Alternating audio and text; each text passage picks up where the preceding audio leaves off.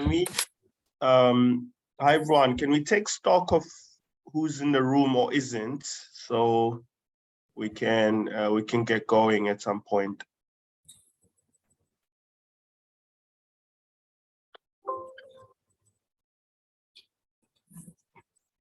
Pumlani, how do you propose to do it? For the students, I'm missing John Paul, I'm missing Heriniana. It's those two are missing. And on the judges side? I'm missing Martin, Felix, and Julius, unless they've joined with another name. Or maybe we can ask them to raise their hands.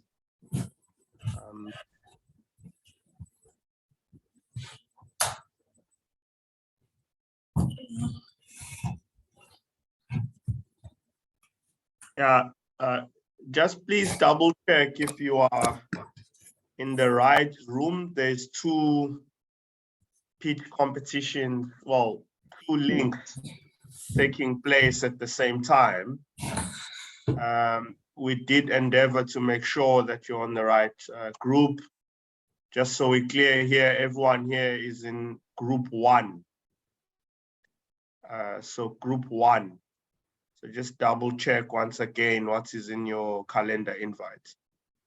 I think Omaru is in the wrong room.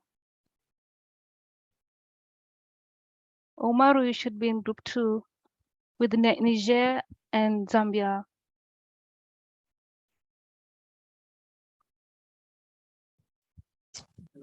Yeah,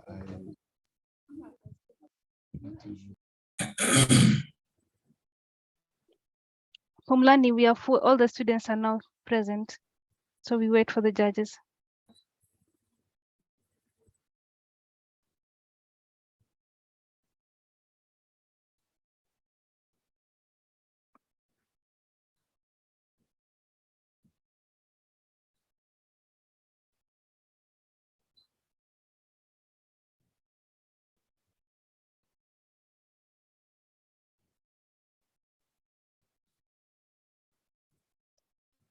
Sorry, Sylvia, say that again. All the students are here now, but I'm missing 3 judges, Martin, Felix, and Julius. So how do you propose that we proceed? Should we wait for them or just start? It's a little bit tricky. Yeah, I mean, it's not one judge, it's 3 judges. So I think we wait a little bit. Maybe in the meantime,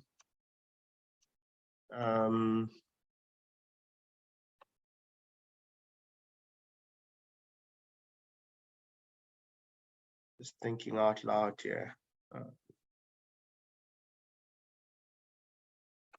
Let's give the judges some time. They are quite busy people. Some of them are government officials. We already had a cancellation 5 minutes ago where somebody had to step in the president's office and can't make this now. So I think that's the reality of high profile people that we are dealing with here. Can you all hear me? Someone is saying they can't hear me. I think that might be then your network. Yes, we can hear you. Brilliant. I'm also hearing you very well today. Thank you. Sylvia, maybe let's just offline, just follow up with the judges because I would like us to do the formal proceedings with them in the room. So if you all can just bear with us, our guests, the judges that came on time, and maybe Felix as well, since, sorry, Jean, since you have a direct relationship with some of them, we could just follow up on where they are. Yeah, I'm trying now. Right, thank you. Thank you. Otherwise, welcome everybody else and relax. Those who are pitching, this is really your moment, and and I'm very excited we're all here, and you've had 3 months of preparing for this day, so there's nothing to fear at this stage. You've practiced, you've done a lot more than even in Latin America they had. So I'm very confident that you will do very well. Follow up on the judges, just give us.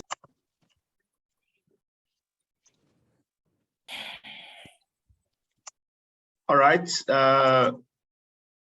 so we will start with the, first let's welcome everybody, and welcome to the Impulse South pitch evaluation event, and this is a culmination of months now. I would say, 3 to 4 months worth of efforts, where we had a academic component that was supported by a set of activities parallel to the academic component to try and quickly connect what you are learning in class and solutions. We wanted to do this to quickly challenge you to be less theoretical and to quickly do what academics don't do, which is not only to problematize, but to think of solutions quickly. So with that, I'd like to hand over to UNU and Impulse South. I don't know if that's what you're going to be handling, Emmanuel, on behalf of UNU and Impulse South, and we'll kick off. I will then take you through the proceedings of the day, and then we start with the pitches. I think, thank you very much, Fulani, and good afternoon, everyone. I think maybe Jean-Marie would like to talk on behalf of Impulse South, and then I will talk on behalf of UNU. Perfect, thank you. Jean-Marie, over to you. Thank you, everyone. Thank you, Pumlani, and your team for organizing this event. Thank you for the students who are presenting today. It's a pleasure to reach this milestone through Impulse House project. We have been going along with the various activities, overcoming obstacles, and we are very delighted to see brightest students being able to present their project. So I don't have a longer speech, just to welcome you into this project again, and to bringing all stakeholders together for this important phase. And I'm looking forward to hearing from all of you. In closing this remark, I wanted to ensure you that the process is very transparent. This is Avina's principle and model. We always want to make sure that everyone gets a fair and just process. So we're here to help you guys, and we will continue to work together to improve your project. For those who will be selected, there are a lot of opportunities for presenting your work to potentially to international fora and conferences. So make sure you do it the right way. So welcome again, and relax. This is the family. Thank you. Thank you, Jean. Over to you, Emmanuel, who is going to be speaking on behalf of UNU. Thank you very much, Bulani and Jean-Marie. And may I also use this opportunity to welcome all of you to this pitching session. And on behalf of UNU, I think it's just to, most of what I wanted to say has been touched already by Pulani as well as Jean-Marie. So I will not take much of your time, but just to thank you all for going through the theoretical component as well as the practical aspect of the training model. UNU was responsible in the implementation of the training program in Africa. Since it's two component, it's implemented in two continents, and Flaxo was responsible more in implementing the training program in Latin America. But moving forward, we are also aiming that during the incubation phase, there should be a kind of a South-South collaboration whereby the students, the successful candidate from the pitching will be incubated, will have the opportunity to collaborate with your colleagues in Latin America. That is more or less the idea of going forward. So without taking much time, may I thank you once more, and I also thank the judges for accepting to take part in this event. And I wish you all, those who will be pitching, a good luck, because I think you definitely need it. So looking forward to your different presentation. Thank you.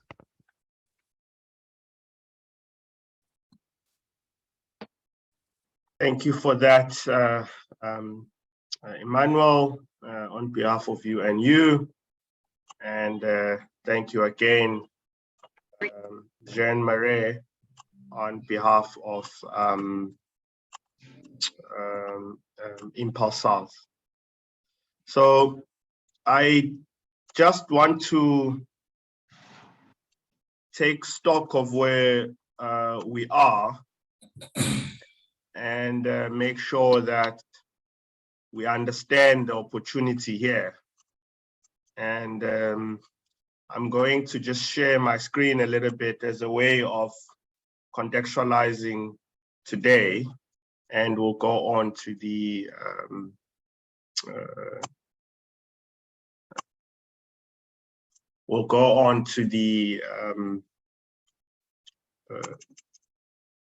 presentations. So what has happened here, which I think is important, is we've implemented 4 modules, and at the same time, we started this, what we can call part A of the Solutions Lab. And it ended up being 3 months, essentially, where we did innovation masterclasses to help everybody in the virtual room innovate and grow and be inspired. And what that meant was that they were challenged to think outside the box, to think of solutions, and we engaged at varied levels. Some had requested one-on-ones where necessary, others requested were delivered in a few teams. We then are here now at this point where we are end of the 3rd month, and we are looking to screen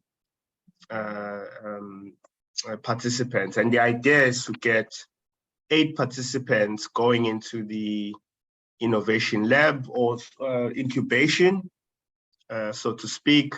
And we want to pick 2 per countries that will join 2 from Latin America. So then we'll have a cohort of 12 participants. What will the incubator look like, and what roughly at this stage, what will be the themes? The themes will be to focus on customer discovery, product innovation, and to look over into implementation, to think carefully about how can we help these solutions take off, and how do we make sure that these solutions are original, and how do we make sure that they are human-centered, and not just human-centered, but also environmentally centered. All of this process is really a process of what we call the process of incubation, and we will do a little bit of validation as well in that process. This will lead into a demo day, which will be a similar event to this, where there will be potential funders and other investors in startups to then look for the solutions that are ready for what we call acceleration. In other words, that needs to be fast-tracked so that they can achieve the impact they want. So I'll stop there. That's really just to contextualize the opportunity and what we're here for. In terms of the program, I would like us to focus on our calendar, on our agendas, and we will start with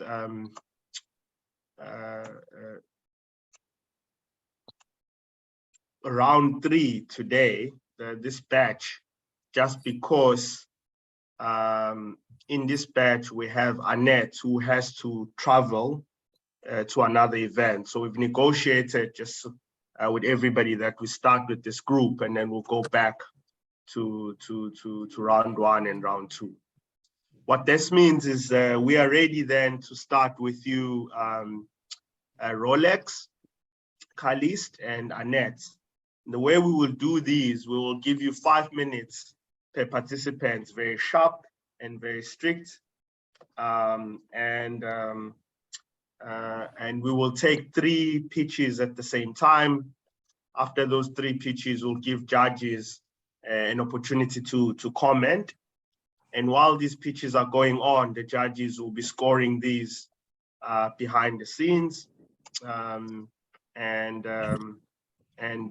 then they will give you some high-level feedback, and then we'll move over like that for the rest of the day. So with that, I want to bring the opportunity to Rolex to kick us off from Uganda. And Rolex's project is Solar E-Kiosk, a solar-powered energy. If you can move to the next slide, it's a solar-powered energy kiosk for promoting mobility, e-mobility, including other clean energy products and services. So over to you, Rolex. Yeah, thank you very much, Bulani. Good afternoon, everyone. My name is Rolex Mucheka from Uganda. Today, I'm happy to present to you an idea of Solar E-Kiosk, a solar-powered energy kiosk for promoting e-mobility, including other clean energy products and services. Globally, the transport sector contributes about 24% of carbon emissions from the energy sector. And if you come back to Uganda, the energy sector, including the transport, is the second most significant source of greenhouse emissions. And within a period of 10 years, emissions from the energy sector doubled.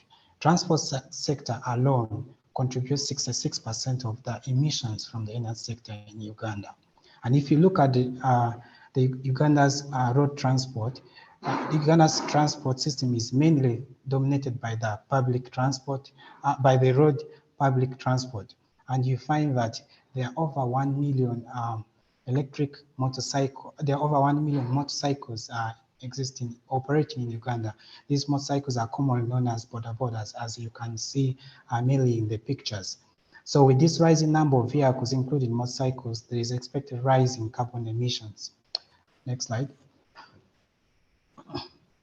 Yeah, in order to decarbonize the transport sector, Uganda is slowly moving towards the e-mobility spectrum. There are over 300 electric motorcycles and 5 electric buses now operating in Uganda. Particularly for electric motorcycles, they are noiseless and they reduce carbon emissions. They even reduce operating costs for electric border riders and hence increase their income. However, the adoption is still very low, and this is largely due to lack of enough charging infrastructure, especially under the business model of swapping batteries. Also in Uganda, access to electricity is still very low. We're standing at only 26% nationally. Next slide. Yeah. Therefore, I present to you the idea of Solar E-Kiosk as charging stations for electric motorbikes. My main idea is to develop, operate, and maintain solar-powered energy kiosks as a social enterprise startup, offering charging and swapping services for electric motorcycles at an affordable fee. And later, in order to also increase access to electricity, clean, affordable, and modern energy, solar kiosks will also offer space to sell off-grid solar products, clean cooking stoves, and other energy products and services. And they will also be used to offer financial services like mobile money and agent banking, particularly in off-grid or rural areas. Therefore, through this solar kiosk, their operation and development will create jobs that will foster inclusion of women and youth. As in Uganda, border sector is highly dominated by men. So solar kiosk is also expected to enhance transition to electric motorcycles, and this will further increase income, savings or earnings for the border riders, helping to achieve Uganda's vision 2040. And at the same time, this will greatly contribute towards Uganda's NDC by mitigating carbon emissions in the wider energy sector. At the same time, or as well as contributing to various sustainable development goals. Next slide.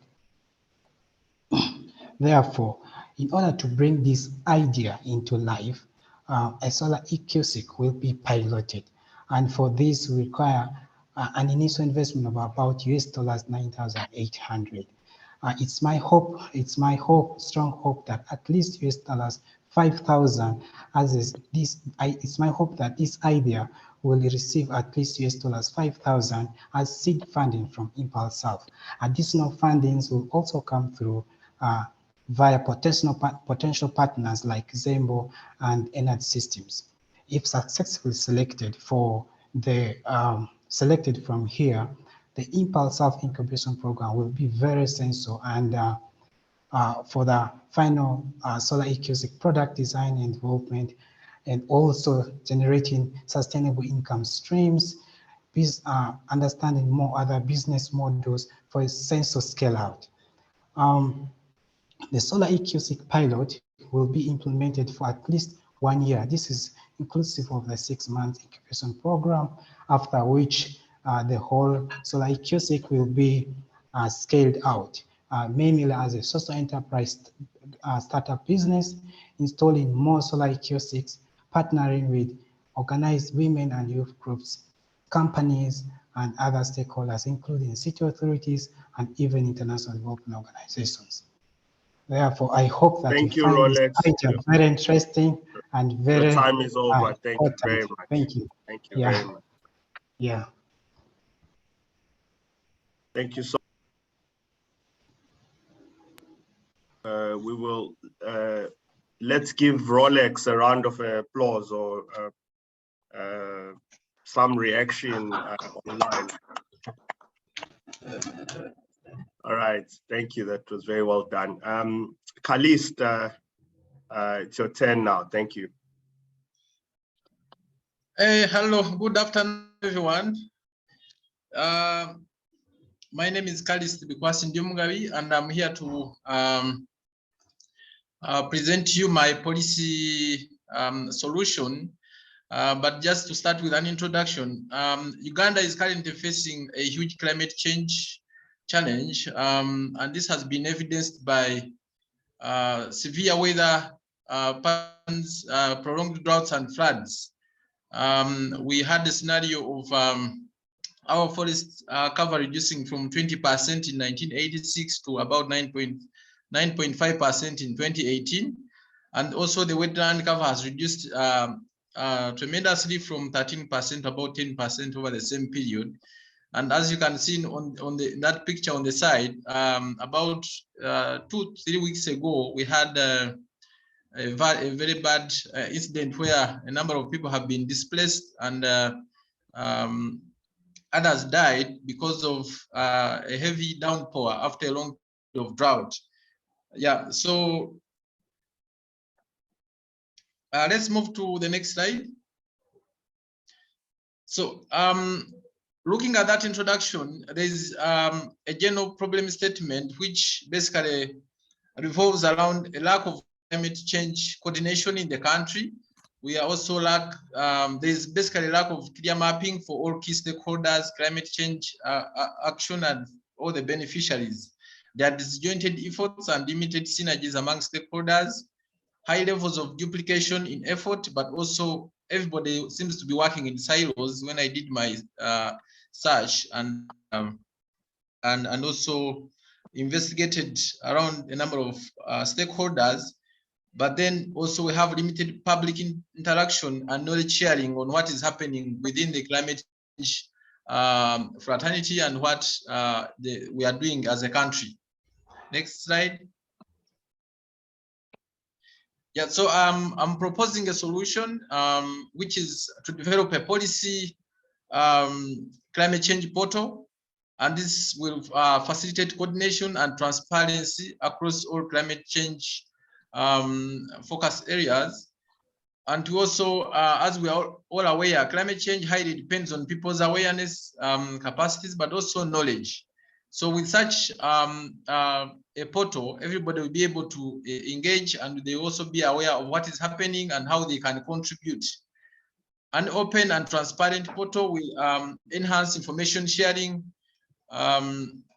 within and accessibility amongst the different stakeholders, and this include researchers, students like ourselves now, the academia, the policymakers, politicians, development partners, and all those that are involved in different aspects of carbon trading. Next slide. Yeah, currently I've tried to come out with something that I tried to look at the different portals that associate with Uganda, and I found that there's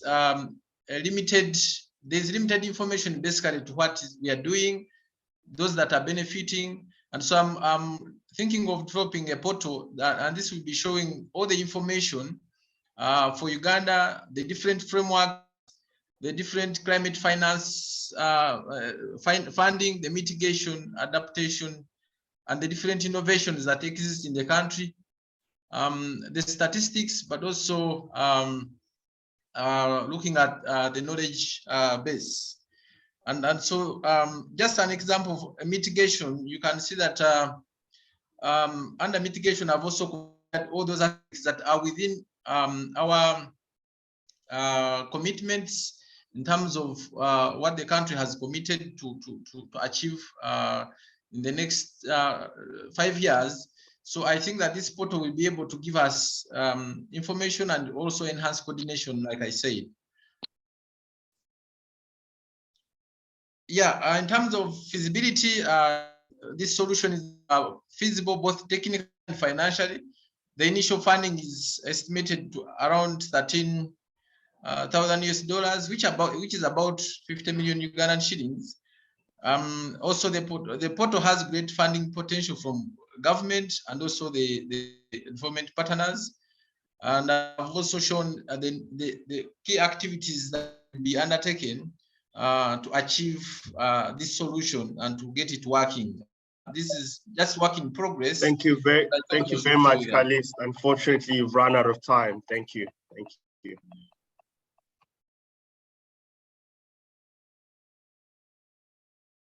Thank you very much.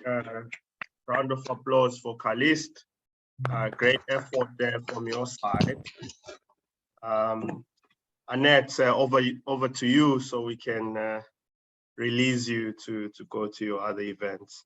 All right, thank you so much. I am glad. I am Annette Diana Nanono, a team leader and founder of Art Space Community Initiative in Buunga Sub-County, Masaka. And that is where my inspiration started from to come up with this. So my inspiration is from the farmers that I am coordinating. And as I will read out some. A farmer in a Rega village in Buunga owns 10 acres of land, used to use 8 acres to cultivate, but now can only use 5 acres due to the unpredictable climate and high investment costs for the inputs.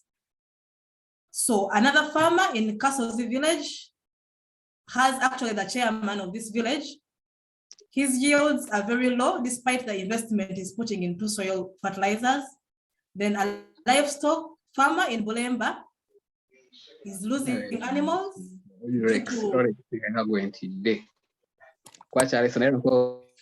Hello? Sorry, please mute. If you're not presenting, please mute. Thank you very much. Okay. So another farmer is a livestock farmer and is losing animals due to the polluted water. Animals don't have available water, clean water to drink because of the so much pollution of water due to the farmers' chemical use, the neighboring farmers. Another farmer in Kafuluma village, she's also a livestock farmer. She has too much manure but doesn't know what to do with it. Would like to sell it, but would like to sell it in a very profitable manner and also do biogas from it. And another farmer in Tekela village can no longer afford inorganic fertilizers and is a coffee farmer and wants ways of learning how to make the organic fertilizer, sell some and also use some. So this is my inspiration. Can go to the next slide. And so with that inspiration, I know that the climate problem in this area is that the farmers are vulnerable to the effects of climate change due to the drought, the excessive rainfall, the damaged ecosystem, that is the soil infertility. And this is what is really causing some food insecurity in this area. So these farmers are struggling to revive the soil, but they don't know how to do it. They don't know how to do precision soil nutrient management and also how to use manure in a manageable way to revive the fertility of the soils. So this is my climate problem statement. And so I am purposeful to set up a community-based laboratory for sustainable soil management technologies to provide these services. I want to do soil testing in this laboratory, help farmers learn how to make organic fertilizer. In the picture, I am actually the one doing the teaching how to make the organic fertilizers, how to manage the manure. The laboratory will also provide consultation for biogas installation, sell, because organic fertilizers also need some ingredients to add to them. So this lab will also have a shop to sell the ingredients and also create awareness on climate adaptation and mitigation knowledge and awareness. Because in this sub-county, there is no information center on climate change. So this lab will also be a center for it. Next slide. So my ask for me to get into the education space is to get insights and knowledge on how best to equip this laboratory. There are other community laboratories in other districts that I have visited, and I know also in the Burunga it's possible, but I would want to get into the incubation so that I get knowledge on how to equip this laboratory to use the relevant items, and also hope to get more monitoring and evaluation reporting skills, and also learn from other countries, other communities on how they are doing it, how are they ensuring precision soil nutrient application. I want to get the soil testing kits, especially for the nitrates kits to help the farmers make sure that they don't apply excessive nitrogen fertilizers, and also learn how to mobilize funds, manage, and also sustain the laboratory. Also get some capacity on research in soil management and safe ecosystems. And the project will cost 15,000 USD. The requested seed grant is, according to my budget, which is in the write-up, is 5,000 USD. My contribution, already I have secured land where this lab can be, and this is to a tune of 7,000 USD. And I am set to lobby the 3,000 USD to continue. Thank you very much. Thank you very much, Annette. Unfortunately, you've run out of time. Thank you. All right, thank you. Thank you. Thank you so much. A round of applause for Annette at this stage. You could do also a reaction if you want at the bottom, but let's show them some support. This is not easy to pitch in front of experts in the field and people from 6 different countries. So I'll open this up to our esteemed judges and knowledge experts in the field and policymakers to do a high-level round of reactions, comments, and maybe inputs to help some of these solutions go forward. I'll ask that the judges be brief and to the point about at least one burning reaction or comment. Over to you, judges. We can just do this in a popcorn style randomly. Thank you.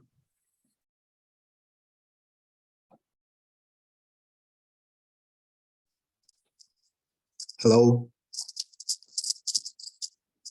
Hi, Martin. Yes, go ahead. Oh, good evening. Hello, guys. Greetings from Uganda. Once again, I'm Martin Ojok from the Ministry of Water and Environment. I wanted to give a first of all, thank everyone that has so far made into at this level. Congratulations, but also to appreciate the kind of work that you've presented to us. It's actually very important, and I've taken note that the number of brains out there that actually could, that are more than willing to drive this agenda forward in terms of addressing climate change impact. One, on the first presenter, sorry, I was on the move, but I settled a little bit later, so I didn't take note of the name, but I think that was, there's a first presenter, Lorex. Yes, Lorex had a very exciting pitching, just the manner of the presentation and the ideas, actually something which is very new. And if taken forward, we can get or achieve great impacts out of that. But just one or two, what I noticed by the time I joined, maybe just to Alex, in terms of the sustainability of this, maybe you didn't get so clear in your presentation, because you notice there's a lot of vandalism into some of these technologies. Even there are those that have just been set by government. You find there's so many vandalism that are ongoing, but they didn't initiate or tell us what kind of initiatives you have in place that you're going to have in terms of sustainability. And then also the motorcycle, how are you going to scale this up? Because it's something which is new. You need to get into the stakeholders or the different minds, the people, for them to join, you know. Always there are issues with the new technologies in place. How are you going to address that in terms of mindset change and try to convert people's mind that, you know, when you use these motorcycles that are rechargeable, you actually save a lot of this. That is something that you need to have very clear. Maybe we shall have to panel bit that as time goes by, because it will be, you can easily hit a snag if you don't really come out clearly and tell people really how important this is. And then what you represented on the electric buses, yes, that is one of the initiatives that government is planning to go on to. So it is not yet in use, but it's something that is going to actually now, there's a certain institution that is actually taking this initiative forward to assemble these electric buses and then see how we can actually use them. Then briefly, that's for the number one presentation. Then the second presenter, I've also not written the name, but at least his the research was in the areas of the policy and also the legal implementation that he made a presentation. But my general comment that I could have for this candidate is, I think this candidate needed to do more of research into this particular subject, because in terms of coordination, we have an established institution, a government body, which is the Climate Change Department, and it's in the Ministry of Water and Environment, which does the overall coordination of climate change activities in the country. We have the National Climate Change Policy. We have the National Climate Change Act, and now government is moving into developing the regulations that actually guide the implementation of a number of activities as per the different clauses.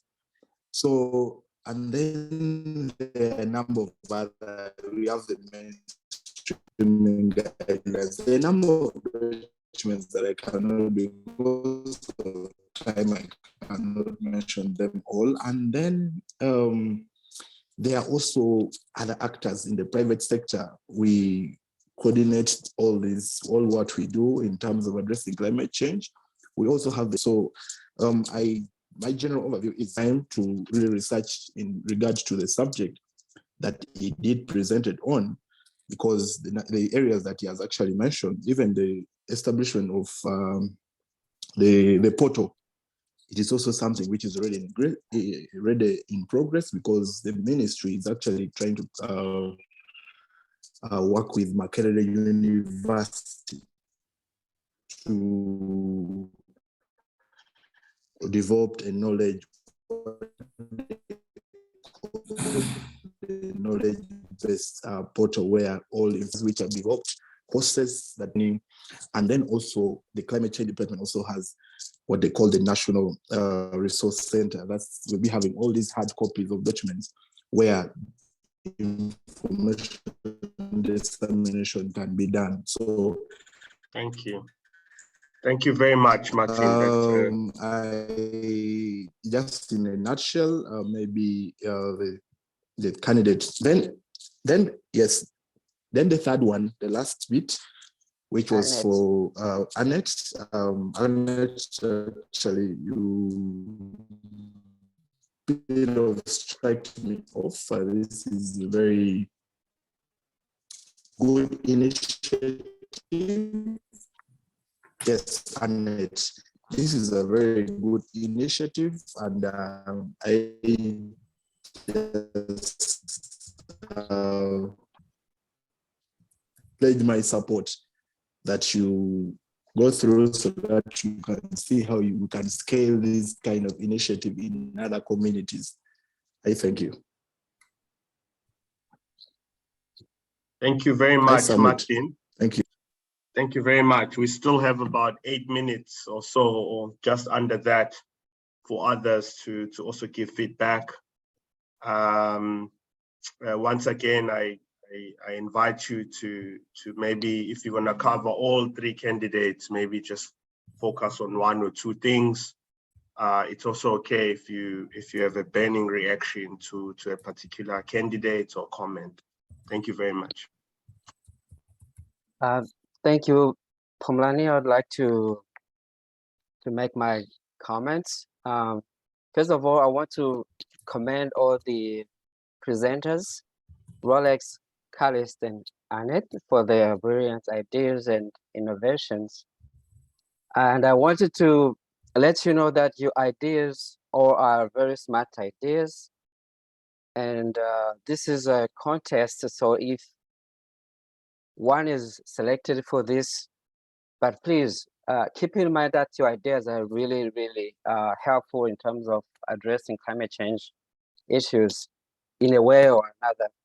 So please keep working on your ideas, hold them to a final product that can be marketable to different stakeholders, even though you may not be elected to be the one to receive this seed funding from Impulse South. So I really like the idea of the e-kiosk in Uganda. I can imagine this proposal project to be expanded at a regional level, because the economic way of living, especially in terms of transport sector, is all more or less the same in the whole region, East African communities, I see. So I try to see the idea in a very broad way. And it's a kind of an innovation. I heard Martin also commenting on this project in terms of sustainability and some of the problems in the transport sector, vandalism and so on. But I think when we tackling such kind of project, we want to solve those kind of problems too. So we cannot shy away from the obstacles we may perceive or we are seeing in our communities. So sometimes we need just to bring in some innovation and other stakeholders to help us to think in a way that can solve or the problem or advance the problem where it becomes more or less damaging to the community or bringing profits to our people. Callis addressing the issue of policy. We know that climate change is something that is multifaceted, and there's a lack of coordination as Martin's comments as a senior climate change officer in the ministry. You can already understand that there's a lack of information sharing. Callis want to address the problem. Martin has information in his office, but there's no streamline line of sharing information between stakeholders. So this is also a very good idea to be developed. Annette, the food security is a real problem, and I like the innovative way you want to address this to revitalize the agricultural production and the way you work with the local communities. I'm very excited to see those kind of ideas being developed. Thank you very much.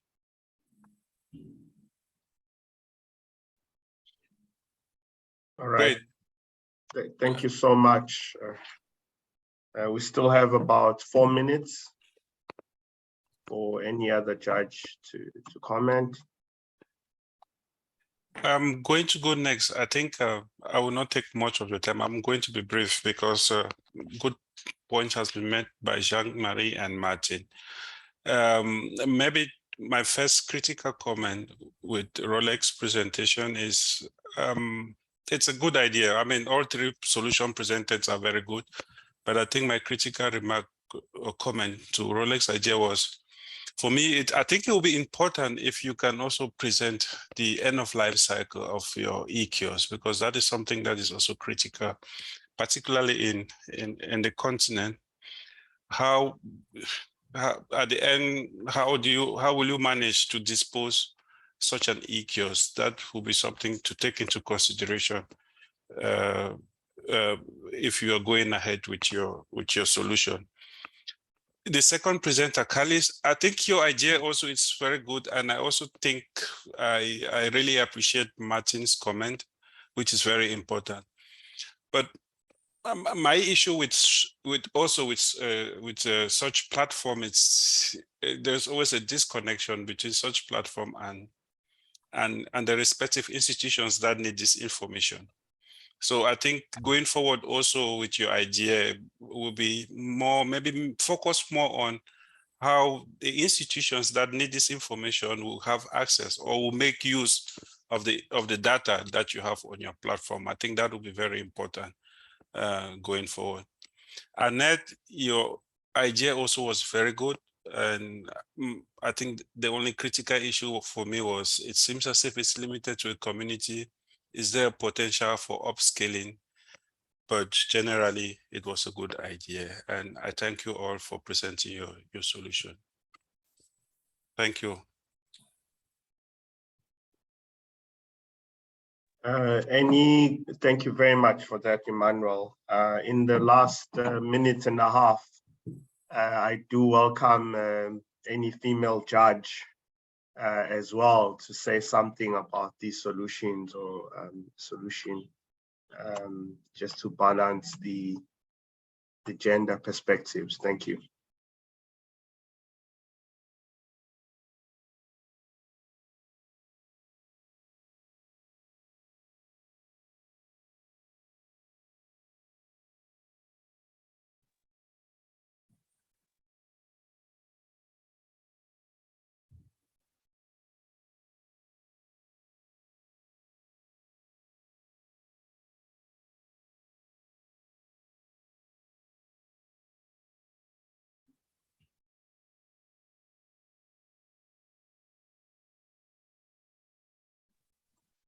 All right.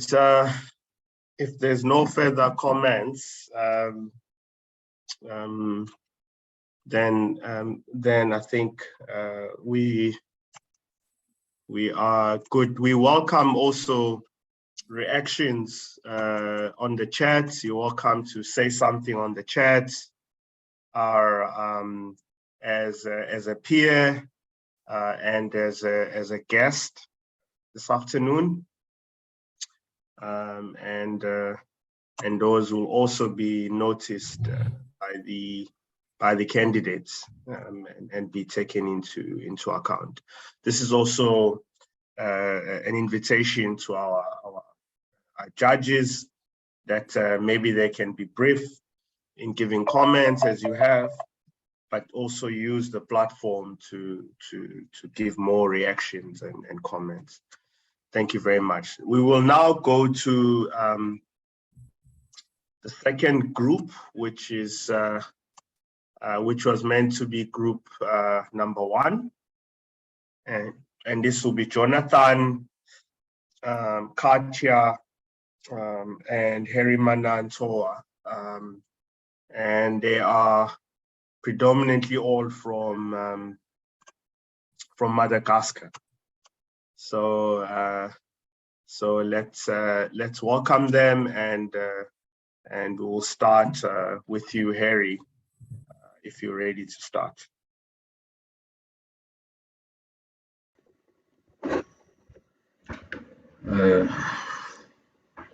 Ladies and gentlemen, good afternoon. My name is Irnien Ravularson, and I'm from Madagascar. I'm going to present to you a topic on climate finance, and I will share with you the mobilization of finance resource and effective participation of stakeholders for the implementation of climate action. So last year, Madagascar is one of the most vulnerable countries in the world to the consequences of climate change. Last year, in Madagascar, events climatic extreme such as drought, floods, cyclone have increased and have trained mainly the decreases of production agriculture, loss of human life, degradation of resource natural and infrastructure. Therefore, the development and the activities of the countries are in a vulnerable situation, repetitive and growing.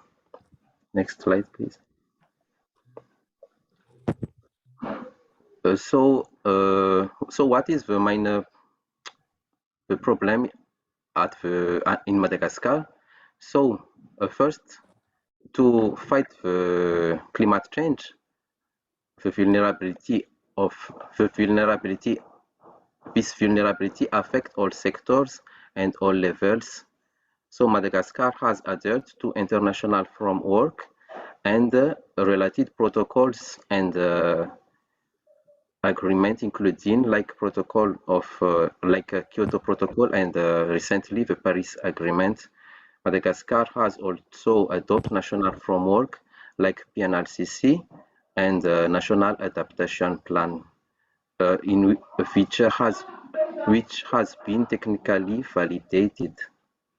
Next slide. So what is the main problem? The main problem is that the implementation of climate change action in Madagascar is strongly linked to financing. In this context, the Malagasy government promotes to countries access to public and private climate finance, and he has to funding contribution as largely insufficient to implement the country's strategic and policies. So what are the solutions? We have to mobilize the different sources of climate finance and a strong awareness of political decision makers should be reinforced. So we have to insert in the budget line, and we have to organize some informative days during the session. The public resource should be to encouraging to participate. That means that the private sector should be encouraging to participate in this action to aim climate finance. Next, please. So we should to generating over resource of funding, and we have to insert the right plus mechanism. And about the access to finance, we have to build capacity building, access on proposal for finance, and we have to have entity national accredity in the country. As proposition, we have to do project bank. It is like a data referring to the country framework documents, and strategic documents are essential. We have to collaborate. We have to collaborate with institutes and university, and finally, we have to establish a national financial sustainability mechanism, like a foundation, and the ministry in charge of environment should be the lead. Thank you very much. Thank you. Thank you.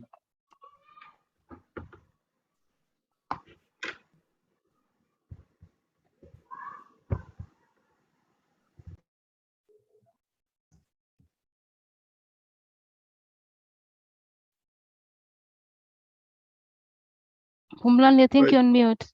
So it's fine. We're then going backwards. This is group 2 and not group 1. So that's okay. So we will move backwards, which is also okay. And we'll go back to Can you tell me the name? I think I got confused with the. Yeah, no, it's fine. It's okay. Let's carry on with round 2. I was thinking that we'll go back to round 1, but it's okay. We'll carry on we'll carry on with round 2. So I think we can then. Was Harry from group 1 or round 2? I think. Harry, you are from round 2, right? Yeah, from round 2. Yeah, let's do and complete round 2 then. We'll move over to you, Gloria. Thank you. Go ahead. Yeah. Okay.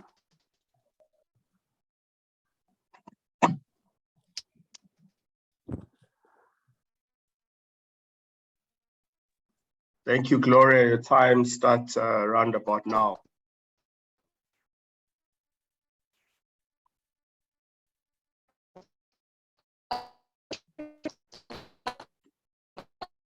We can barely hear you, Gloria. Can't hear you at all, in fact.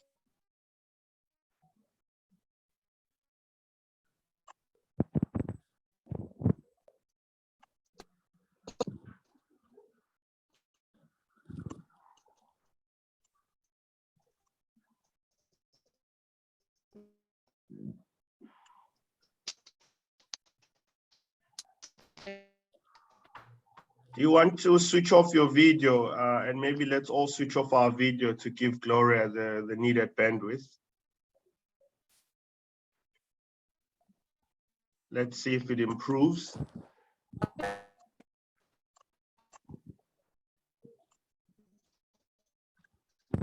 All right, Gloria, do you want to try now?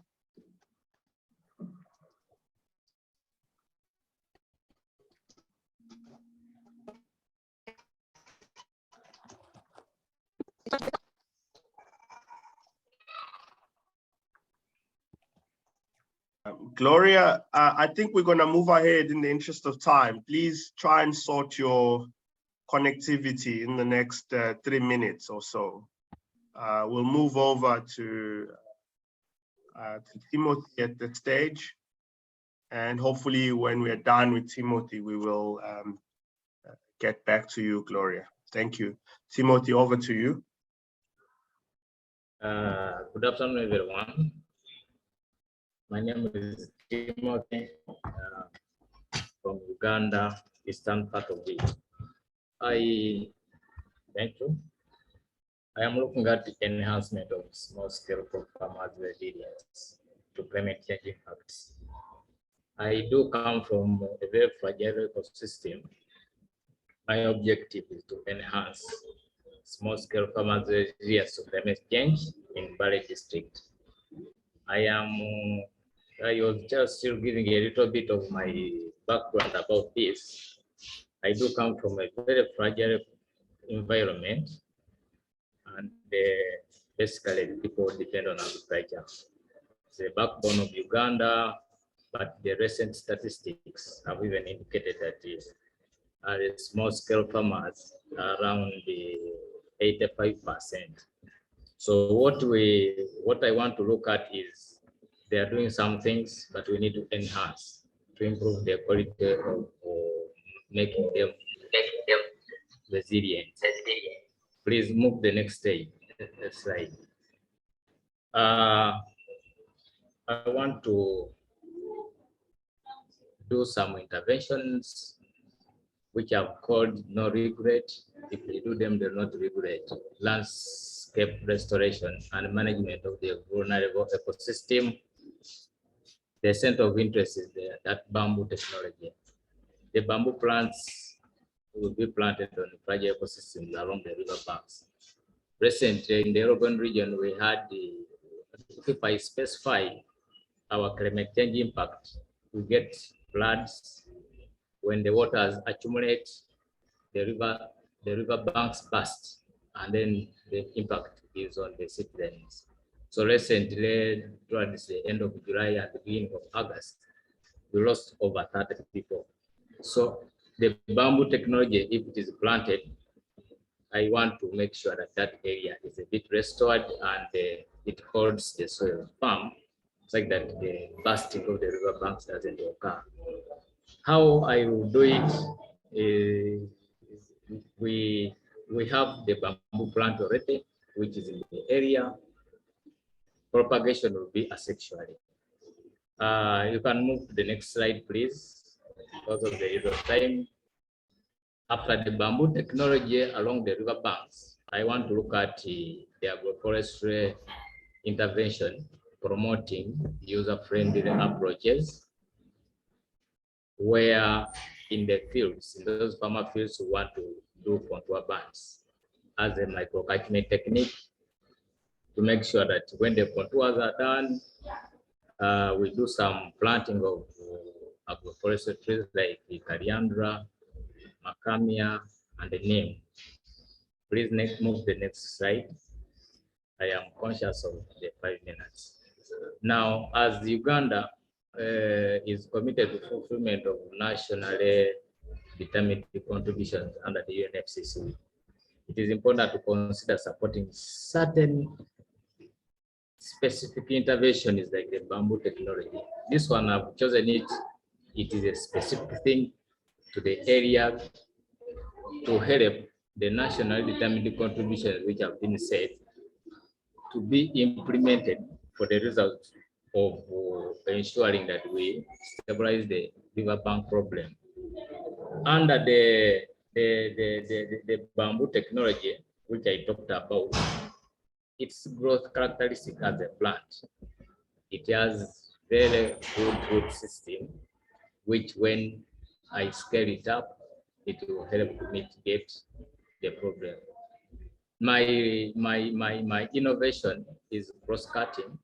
It is both an adaptation and a sequestration and a mitigation intervention, because when the plants are planted, they do help even in sequestering carbon. So on top of seeing what the plant on the field will do, there are some invisible things that the farmer might see. And to me, they are very useful as one of the students of climate change. I don't want to waste a lot of time. My 5 minutes, I have utilized them. That's what I can say. If there are any other remarks, I am ready to accommodate them and I make changes. Thank you so much. Thank you so much, Timothy. That was done on time. I'm hoping that you have sorted your connectivity, Gloria, and we are ready to go back to you, and we will do the overall round of comments after you. So maybe if you can mute Timothy at this stage. Thank you.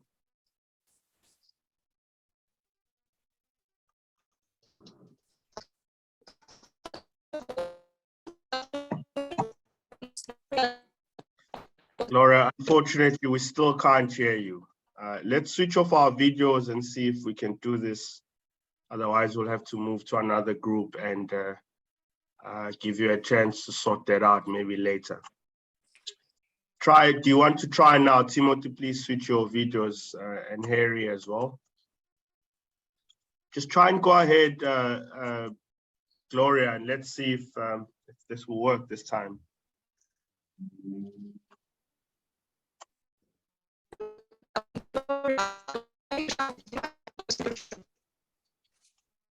Yeah, Gloria, I'm sorry, I'm afraid we still can't hear you, and I'm going to challenge you to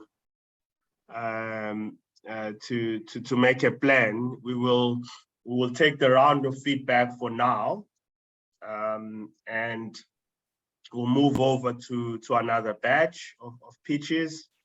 And Gloria, we will hopefully get back to you in the end. Unfortunately, we have to move on for now.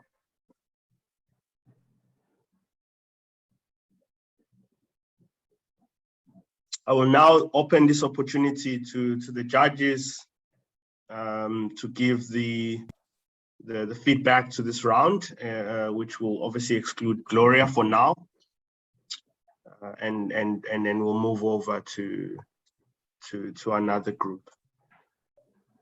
Thank you.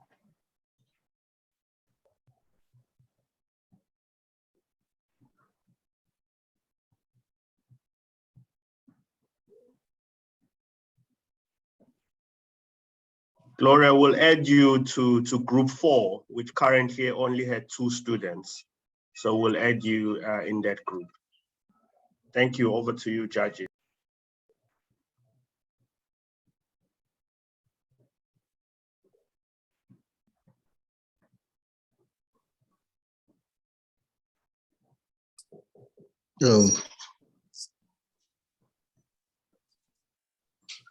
Hello. Yes, Martin, Yes, you can hear you. Go ahead, Martin. Thank you. Yes. Yeah. Oh, thank you. Thank you for the different presenters. It was quite elaborative, and I must applaud all of you for coming up with such an interesting venture. Without wasting a lot of time, to go to the first presenter, I think the gentleman from Madagascar. I didn't pick the name, but was the first presenter. I just have a brief comment in regards to his presentation. Well, he mentioned a number of areas that he's going to use in terms of soliciting for climate finance. They were quite elaborative, but most of them seems to be like a bit national processes. So maybe he could come up with better solutions, how he's going to do them or implement some of those action areas that he mentioned, because most of them are actually a bit if you're to break them down, to actually take a longer period of time, and how it's also going to influence them.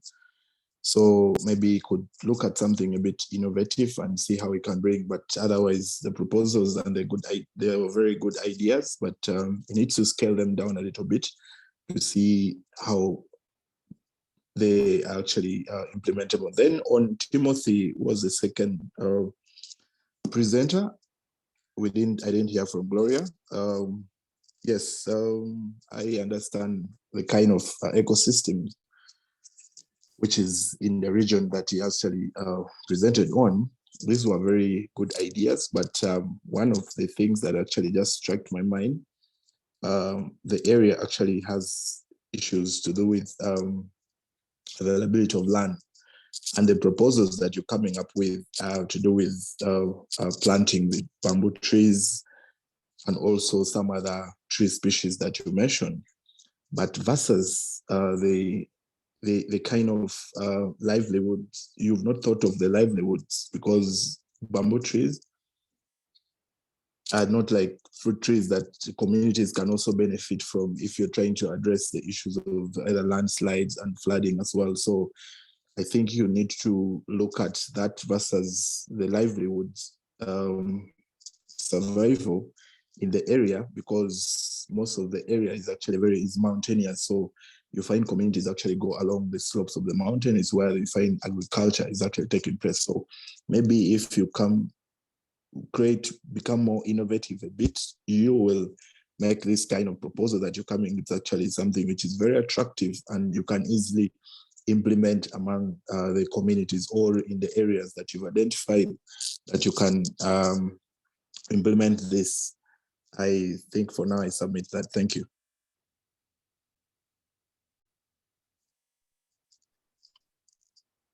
Thank you very much for that, Martin.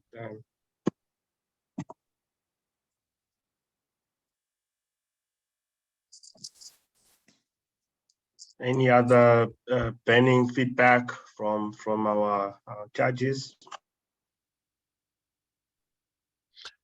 Maybe I can go. I really don't have much to add, but maybe to Timothy, I also agree with Martin that maybe if you can also think about the productive use of bamboo, maybe it might go a long way to enhance your solution and to benefit the community more. The first presenter, I think it's a great idea, but it was also a little bit difficult for me to understand how you will manage it. Like Martin rightly said, to me it sounded more like a national process. So if you can be clear enough on how you go about it, I think it will be interesting. So thank you. Thank you very much. For the first presenter, Harry Niaina, the idea of climate finance mobilization is the best one, because money is the fuel of any policy implementation. But as other commentators said, the idea has to be fully developed. That's what I heard from the presentation, and also get more insights from the Ministry of Environment and Sustainable Development, just to be able to get the real information and be able to develop fully this project. As for Timothy, the idea of cross-fertilization using forestry and the bamboo plant is an excellent one, but also needs to be developed, as Martin and Emmanuel have said. Is a great idea, but needs to be much more developed to be fully understandable and convincing. Thank you.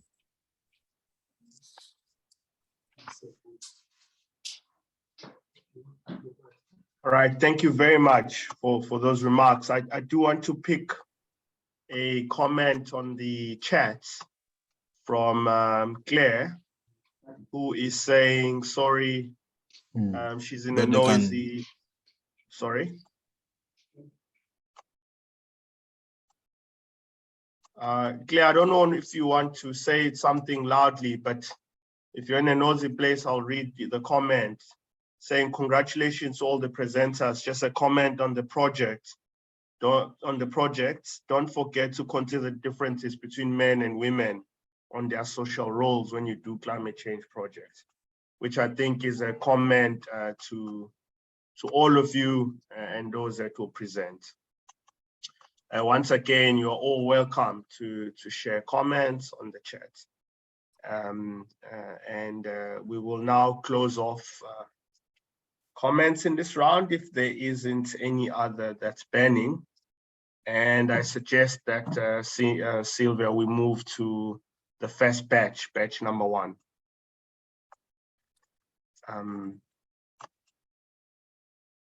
And I do know that we also have a Ndivu here. Ndivu, can I put you on the spot just because you've been awfully quiet? And I'm putting Ndivu on the spot because she's one of our judges from a tech hub community. And we also have judges here scoring behind the scenes from the innovation and technology hub space. We have a partnership, a very good partnership with AfriLabs, which is a network of innovation hubs across Africa. And not only because you are a lady among the judges, but also because you are an expert in innovation. So I want to encourage you to please also pitch in the feedback. All right. I don't know if you want to say something now, Ndibu. Yes. Please show your face if you can. Sorry, just so everyone can see you, even if it's for a second. Yes. Where do you do this? I don't know if you can see me. Yes. You can. Yes, we can. Yeah. So I'm so sorry. I was actually in the open space where there's everyone, but I'm actually taking notes from the background. And the ideas, I can hear ideas, I can hear some innovation that already kickstart and everything. And then from the incubation point of view, I can say most of the presented innovation, they can be part of the incubator, or they can be part of the acceleration. So yesterday also I was reading this nice essay from the participant on actually how they actually draft on everything that needs to be part of the incubation and everything. So from our side with the tech hub and everything, I can say, yeah, the ideas can be part of that, and then also the stakeholders that are also involved there, and then the community also that are going to be benefiting, and other, like let's say for instance these innovator, they become part of the program, or they become part of the incubation or accelerator. What happens is they can also mentor other companies or others' idea that's coming with the new ideas also. So from our side, I can say it's a good idea.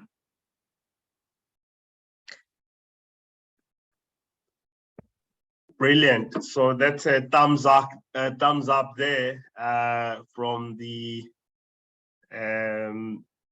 Tech Hub perspective, saying broadly there's potential.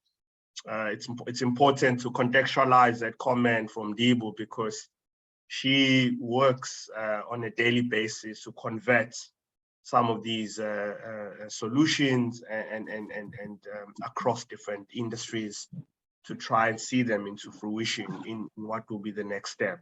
So we will be partnering with technology hubs as we look into the next solution lab. So we will wrap that up in terms of the comments now. And we'll now, if you look in your agendas, we are now focusing on round one, what we should have started with. Just in case it's confusing for others, we jumped on round three because one of our candidates, Annette, needs to leave early and asked us to allow her to teach earlier than others. So we started with round three and we went over to round two, and we are now going to round one. Please, if you are not pitching, please mute yourself. All right, so we'll now start with you, Jonathan, as we move to the second half of our pitches. Thank you very much. Yeah, do you hear me? Can you hear me? Yes, we can now. Okay. Hello, everyone. I'm very happy to present to you my solution, which is the Climate Change Center for Businesses. Next slide, please. As you already know, Madagascar is a very, very vulnerable country to climate change. We created a lot of policy documents like the NDCs or the NEPs, which are focused on the sectors, the most vulnerable sectors in climate change in Madagascar. But we don't have a specific policy to mobilize the private sector. And in general, here in Madagascar, we have a tradition of entrepreneurship. We have also many young people, like more than 50% of Malagasy population is young people, and 80% of people here in Madagascar work for the primary sector. And in general, we know, and there are studies that that show that those businesses, the businesses created by young people and women are the most vulnerable. Next slide, please. That's why I think I thought about that solution, the climate change center, center for businesses here in Madagascar, which will be attached to Chamber of Commerce and Agriculture. And what is the purpose of this center? It's for the general public in general, business people, and young women, young and women entrepreneurs. Next slide, please. In fact, this center that I want to create is a kind of investment incubator, entrepreneurship and investment incubator attached to the Chamber of Commerce. The Chamber of Commerce are public entities that that represents and that protects the interest of entrepreneurs in a certain area. For example, Madagascar, we have 26 Chamber of Commerce, and the most important one is here in Antananarivo, and the Chamber of Commerce represent all the businesses here in Antananarivo, and they have a lot of products related to businesses. They give training, and the center that I want to create will be a hub for information sharing about business opportunities related to climate change or fundings. It will be also an incubator which will help small businesses, not every businesses, to cope with climate change. And I want that this center give also access to data and give business-oriented capacity building related to climate change. Next slide, please. And because it's a center inside the Chamber of Commerce and Agriculture, it needs the involvement of more stakeholders from different backgrounds, because it's a climate change related solution. And I think that ministries should be involved, especially the Ministry of Environment, or the Ministry of Agriculture, and the Ministry of Meteorology, and also business syndicators. Next, please. And And what do we have? What do we already have? Through the chambers of commerce, we have already human resources, because it's a public entity. It has its own budget and its own human resources, which is already, I think, a very important advantage. It has also institutional framework and network in the country, so it will not be difficult to create this center, because it depends just of the climate change, the Chamber of Commerce to create the institution. So it will not be difficult to create it, and it has also its own budget. They're independent entities which are related to the businesses. And next slide, please. So what we need?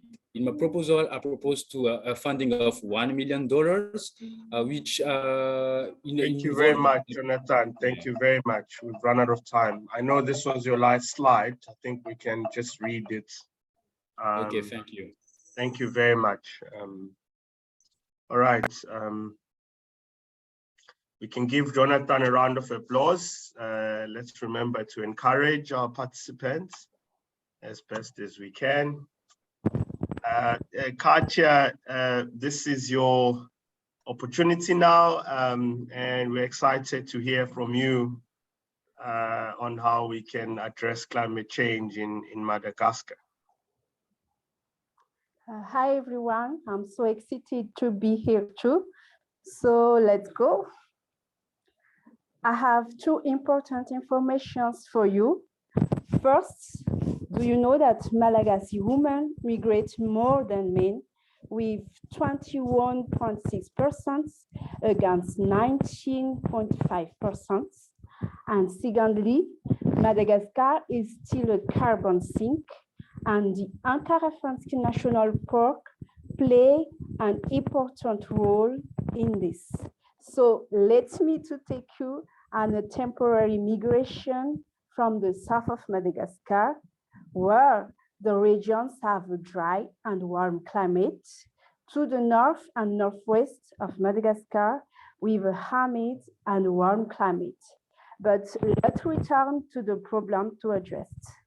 Malagasy population in the south live in a bad condition, historic drought, with spread crop failure and food insecurity. On the other side, the forests of Ankara-Fantsky National Park are subject of deforestation and exorbitant clearing since the arrival of migrants from the south. The arrivals start to produce charcoal to practice bushfires for the corn productions. Women are the most vulnerable, even if they are the actor key of change. In this sense, why not to develop a climate mentorship program for migrant women in the Ankara-Fantsky Reserve? Next slide, please. In order to address the problem and to adjust to the priority of the Madagascar's indices on strengthening the conservation of national parks and then the SDGs objectives on gender equity, climate change, life, and land use. Through this solution, I offer the best resources and tools to promote an action climate conscientious for immigrants, because when given the right tools and resources, ordinary people can create extraordinary change. How? At the beginning of the program, each mentee will be given 5 credit e-cards. Next slide, please. And each credit is equivalent to 5 main actions to be undertaken by this immigrant woman with their mentor. First action, Become familiar with the Akarafansk National Park and its value. Second, action to participate actively in the meeting and activities of the park committee. Third action, develop a resilient conservation project on sustainable tourism or conservation agriculture or waste management. Fourth action, bringing in 5 new members, migrant women. And the last action, share and alert at least 2 protected area violations. The bonus with these cards is that the card will be a key that will allow the grantees to benefit from social protection, such as health insurance, facilitation of children's schooling, facilitation of file preparation with the Agriculture Development Fund, and facilitation of access to land title.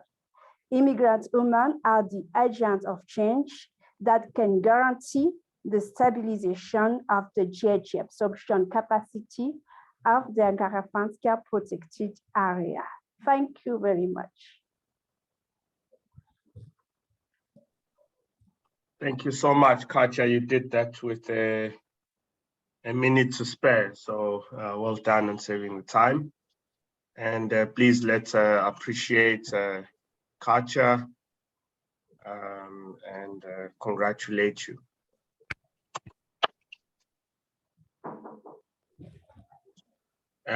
Thank you. We'll now move over to the last presentation of this second to last batch of presentations. So we are nearly there. So can you hear me? Yes, we can hear you, Harry. Over to you. Okay. So thank you, Femlani.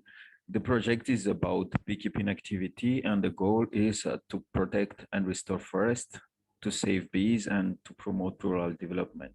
This is what I call virtuous cycle. Next slide, please. So when we started, we detect 2 parts of case of problems: the environmental problems, which is about deforestation, especially in rural areas, and for fuel wood, for income creation, but this is part of the main cause of the climate change. Also the disappearance of bees, and this is related to deforestation, and plant beings depends also on bees, existence of bees to develop. And the third one is the lack of climate change awareness in rural areas. Of course, they know the value of the resources, but practically they don't find the alternative for the economical activities. The market needs, there are 3 problems. First of all, the quality of honey on the market. There are many sellers, but the quality is questionable. Also, the availability of the honey on the market throughout the year. If you're not professional, you cannot really have it during the whole year. And the third one is the need of organic certification, especially on the global market. Next slide. So our solution about the market solution is investing in a new beekeeping approach and methods that contribute to develop new way of production, to improve and optimize the production, and to reduce the costs of the activities, but also to improve the quality of the products. And another solution is to create a community organization of beekeepers, because they work as individual, not in a community. And if we do it in a community, we can make more impact and more improvement in activities. These are from an average and example of traction you can find here, but we're going to talk about environmental solution or directly. This is about providing beekeeping training with new approaches and new tools, new way of doing the activity to improve the production and the way of doing this activity. But also we are going to work on sensitization projects to promote climate change awareness in rural areas, and also to show them the interdependence between bees' life and the forest resources, and also the honey production, the rural development, and the climate change mitigation and adaptation. Next slide, please. So about the market opportunities, this is the results of our experience during 3 years that we could detect potential clients and consumers, which is for those who are wholesales about hotels and restaurants, but also we plan to work with supermarkets here in Madagascar that can help in selling our products. And very important is the clients from global markets, which is from La Réunion. Sorry, please mute if you're not talking. Angata, please mute. Thank you. Sorry, back to you, Harry. About our 3 clients from global market, we have detected so far, which is from La Réunion and Mayotte for the wholesale, and from France to collaborate to sell our products in glass jar. Next slide. This is the part of the very important case for this project that shows the virtual circle of the initiative. Here we promote the beekeeping activities to create income in the rural areas that promote rural development. And with that, we also contribute in saving bees because they are disappearing now, and yet 90% of pollination depends on bee worldwide. And at the same time, they will be sensitized that we need forests to produce honey, and that will be an indirect sensitization to reduce deforestation and promote reforestation. And through this virtuous cycle, we can contribute in achieving the 4 SDGs of the SDGs. Next slide. Oh, I think that was it. Oh, okay. So it was not mentioned here, but I want to talk about the program. This is a pilot program that we want to implement in rural areas called Ikirai, where there are many beekeepers who started the activity since. Hi, Harry. Yeah. Thank you very much. I mean, we've run out of time, but thank you. This was. Okay, you're welcome. Thank you. Thank you very much. I really appreciated the effort in the presentation. It's nice and visually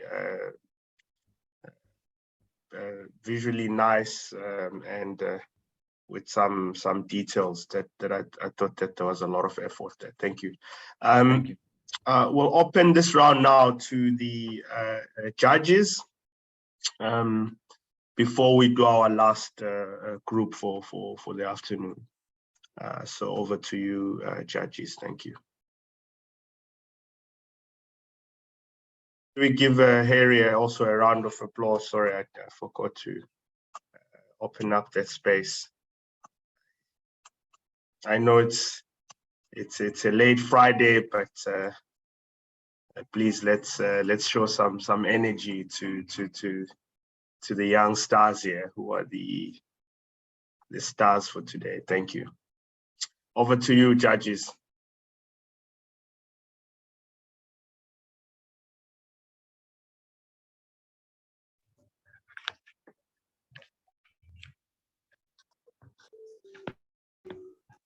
I would like to acknowledge the great presentation, very captivating in this team, Jonathan, Katia, and Harimanantor. The presentation were very much clear and to the point.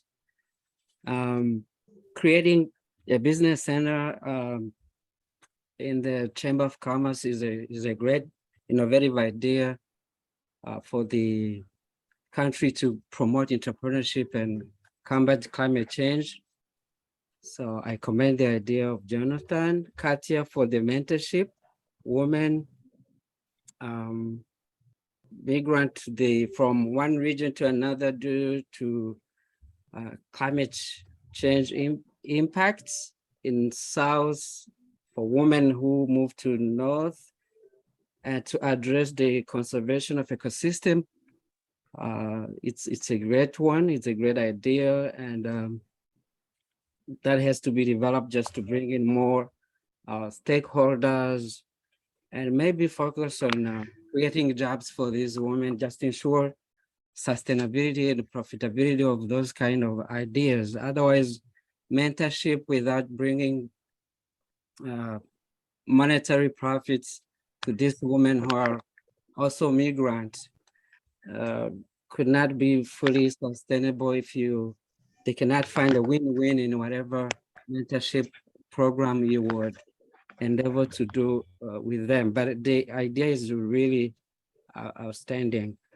Harmanantor, beekeeping, it's a great idea too, and how he envisioned the market at the regional and international level. It's just a very good idea where you focus on profitability, marketability, and cross benefits.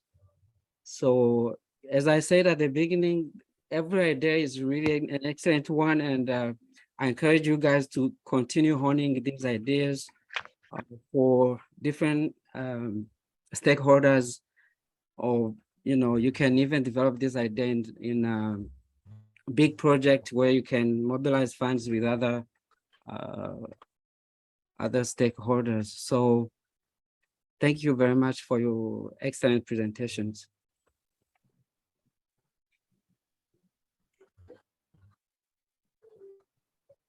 Thank you. Thank you very much, Jen, for those very good and accurate reflections.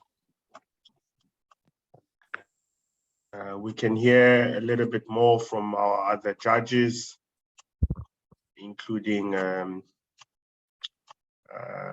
you, Nivo. You can go ahead, Nivo. Mulani, I just have a question to Jonathan, that he presented the incubation model.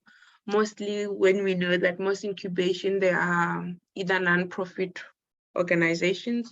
How is he intending to actually make revenue from that business model? Thank you. We will treat that as a comment, as we decided to not allow the interaction between the participants and judges. Otherwise, we would be here the whole day. But what I'm hearing from you is the comment to reflect on once again along the lines of what Jean was saying, sustainability of the initiatives, how to balance these great ideas and really needed solutions with sustainability, which our candidates were highly trained on this and encouraged. And I know that some have omitted some of these aspects that are key in these presentations, even though they detailed some of it in the written solutions. But point taken, and thank you very much for also remarking along the same lines as Jen. We still have time for more comments and feedback. And please, once again, you're welcome to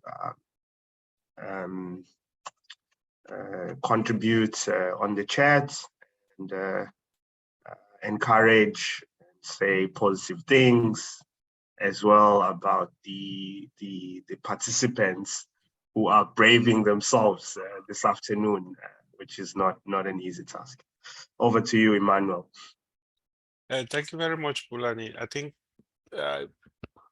from my side, I don't have much to say, but also to comment that this is a very brilliant idea. Maybe just to add also to the sustainability comment, I think also it's important to check, because sometimes when you do something too much, then it becomes a problem.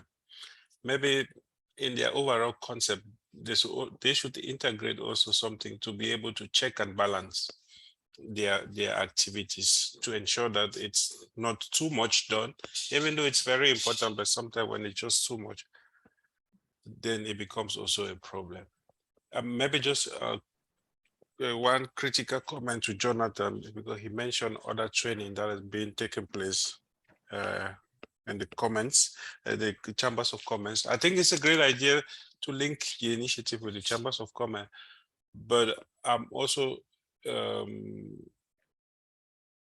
just for me, I'm also a little bit curious to know how different is the training that he's proposing from that which is offered by the chambers of commerce. Maybe it could be more focused on bringing creating more opportunities from the training program, or or maybe taking them through the incubator. But I think making a difference between the training that is offered by the chambers of commerce and what he will be offering, I think that for me will be something to have more deeper understanding. Beside that, I think all the other presentations were great, and I thank them for the presentation, particularly the presentation of the slides also were very good. Thank you. Thank you very much, Emmanuel, on that. I think what's standing out for me is this idea of originality and new value, which we're very clear that it's very important that we try and not only think about gaps in our countries, but also really what is novelty about that. Otherwise, you know, it doesn't make a good investment case, because then it can be copied and there's no sort of differentiation that is required. So I think what I'm hearing from you, Emmanuel, is the emphasis on that piece, especially when there's existing institutions providing the similar service, such as the Chamber of Commerce.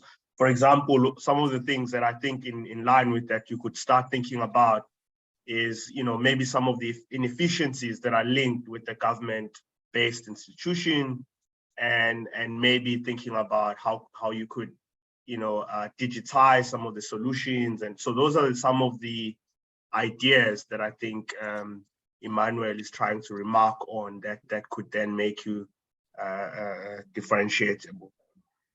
I'm going to give the opportunity to our final judge, and we will probably wrap up the session.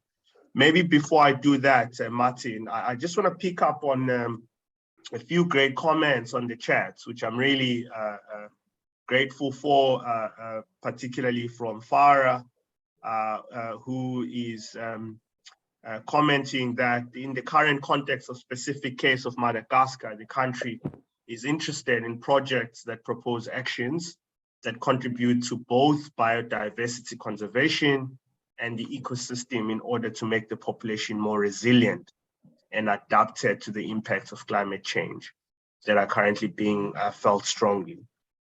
In addition to that, thank you for your great ideas and good luck for the future, Katja, Liva, and Jonathan.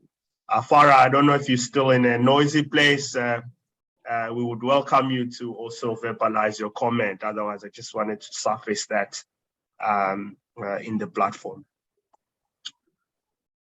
So maybe we take one more comment from the judges, and we move over to the last round of presentations. Martin, maybe you could say something as well from your side. Well, thank you very much, moderator. I don't have much to say. A lot has already been mentioned, both for Jonathan, Katia, and Olivania.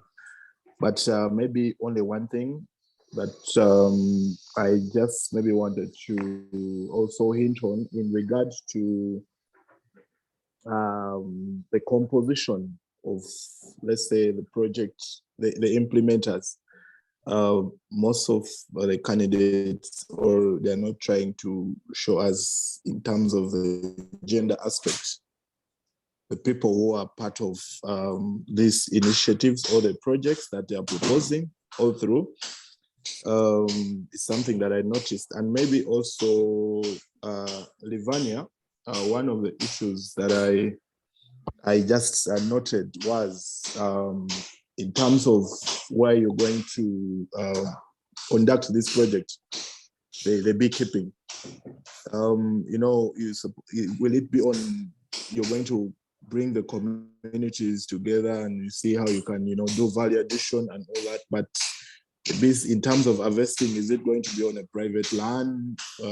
Is it a communal land or government? So that's one of the areas, because it can actually affect the implementation of the project if that is not made clear from the beginning. So maybe it's something that you need to look at and see how you can drive that forward. But the rest in regard to sustainability, it is what has been already talked about. So I submit and back to you. Thank you. Thank you. We're hearing some background noise from somebody, and once again, please mute if you are not speaking, especially if there's noise where you are. And I also encourage you to show your videos unless we advise otherwise, if somebody's struggling with the bandwidth. I'm saying this because sometimes you test the great presentation by what I call shining eyes in people, and what it does to people, and that often gives you an unofficial sort of litmus test on how it's going. And indeed, we want solutions that put smiles on people and make us show our shining eyes in expectation and in hoping for social change.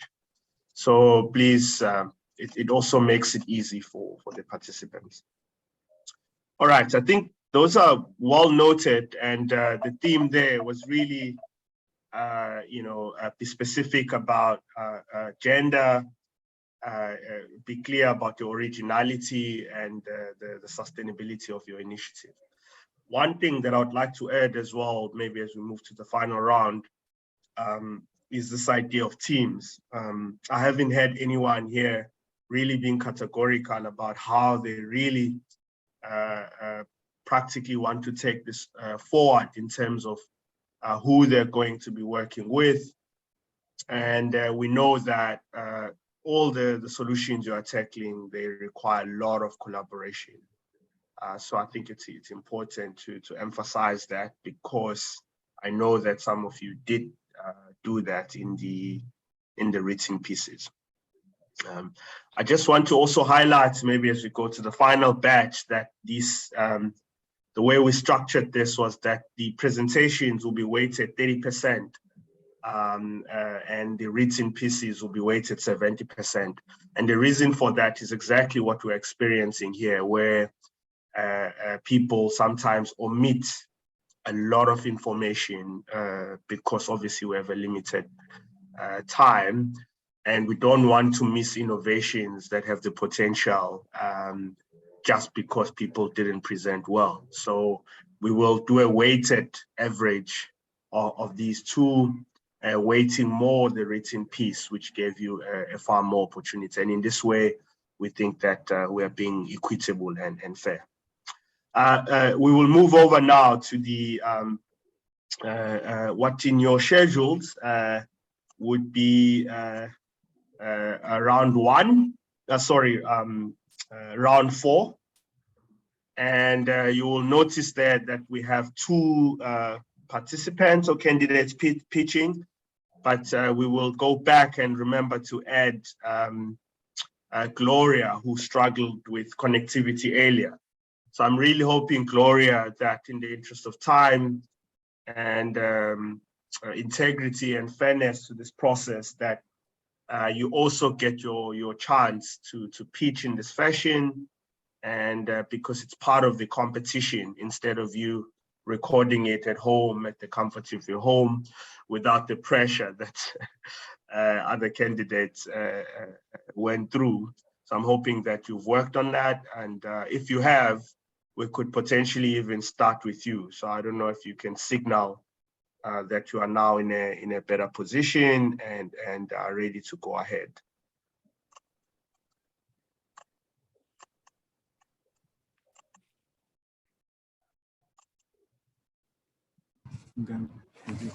Gloria? Hi, Pumlani, I'm here. Much better. And, perfect. Much better. I kindly request for my slides to be shown. That's fine. We will do that. Thank you very much for sorting your connectivity. Thank you for your patience. Thank you for your patience. Pleasure. So Sylvia, maybe we can go back. Thank you so much, Sylvia, for putting that up. Okay. Gloria, over to you. All right. Next, we shall go. I kindly request to go to the next slide. Thank you. Would you know that I would have you know that Uganda is most unlikely to fulfill its climate condition commitments that are enshrined in high NDC. The reason being that there's a lack of finances to fund the implementation of the mitigation and adaptation actions that are enshrined therein. The reason is that Uganda's climate actions centers around utilizing public financing, both domestically through budget allocations and internationally through different kinds of funds that are put up, like the Green Climate Fund and maybe NAMA facility, etc. But there is a problem with depending on public sources. The first one being that domestic public sources are very meager. They're very small and they cannot implement even the unconditional bids of the NDC. The international public sources, they are very stringent the way they are supposed to be accessed. Plus, there's increasing notice that actually the international public sources focus on mitigation. And a country that is fully impacted by things of climate change, particularly droughts, landslides, and droughts. Yeah, we focus mostly on adaptation. So if we're only focusing on adaptation and yet the sources of funding are meager and also focusing on mitigation, we are going to leave out most of our climate conditions undone. I will have you know that Uganda has 13 priority sectors for adaptation and 5 for mitigation. So that means that we need more financing for adaptation. Private actors have been pointed out to be an alternative source for funding, but how can they be involved in a way that makes sense to them and in a way that is fully compatible with the maturity rate of Uganda's financial markets? I propose technical advisory services that make sense for the sources of credit, green credit, and the ones who are going to receive the green credit. What do I mean?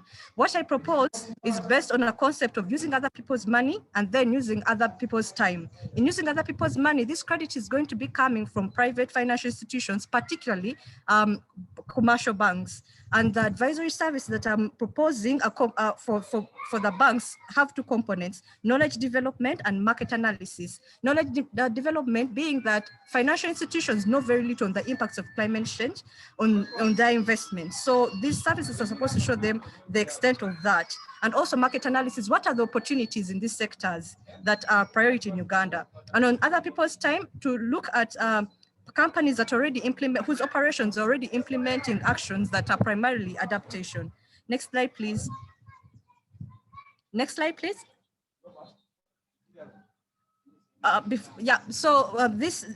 this solution that I'm suggesting, I've already talked around with people in the sector, especially bankers. I've attended some of their webinars, and some of the things that I've articulated their concern, especially on how do we make of these, how do we start to understand climate, and also in the world of finance, we're moving towards sustainable finance, and one of the critical elements is ESG, which is basically looking that financial institutions have to fund things that are environmentally sound, they have a social component, and they're also a bit of governance. So banks are bombarded with a lot of information and disclosure. They don't know how to handle that, yeah?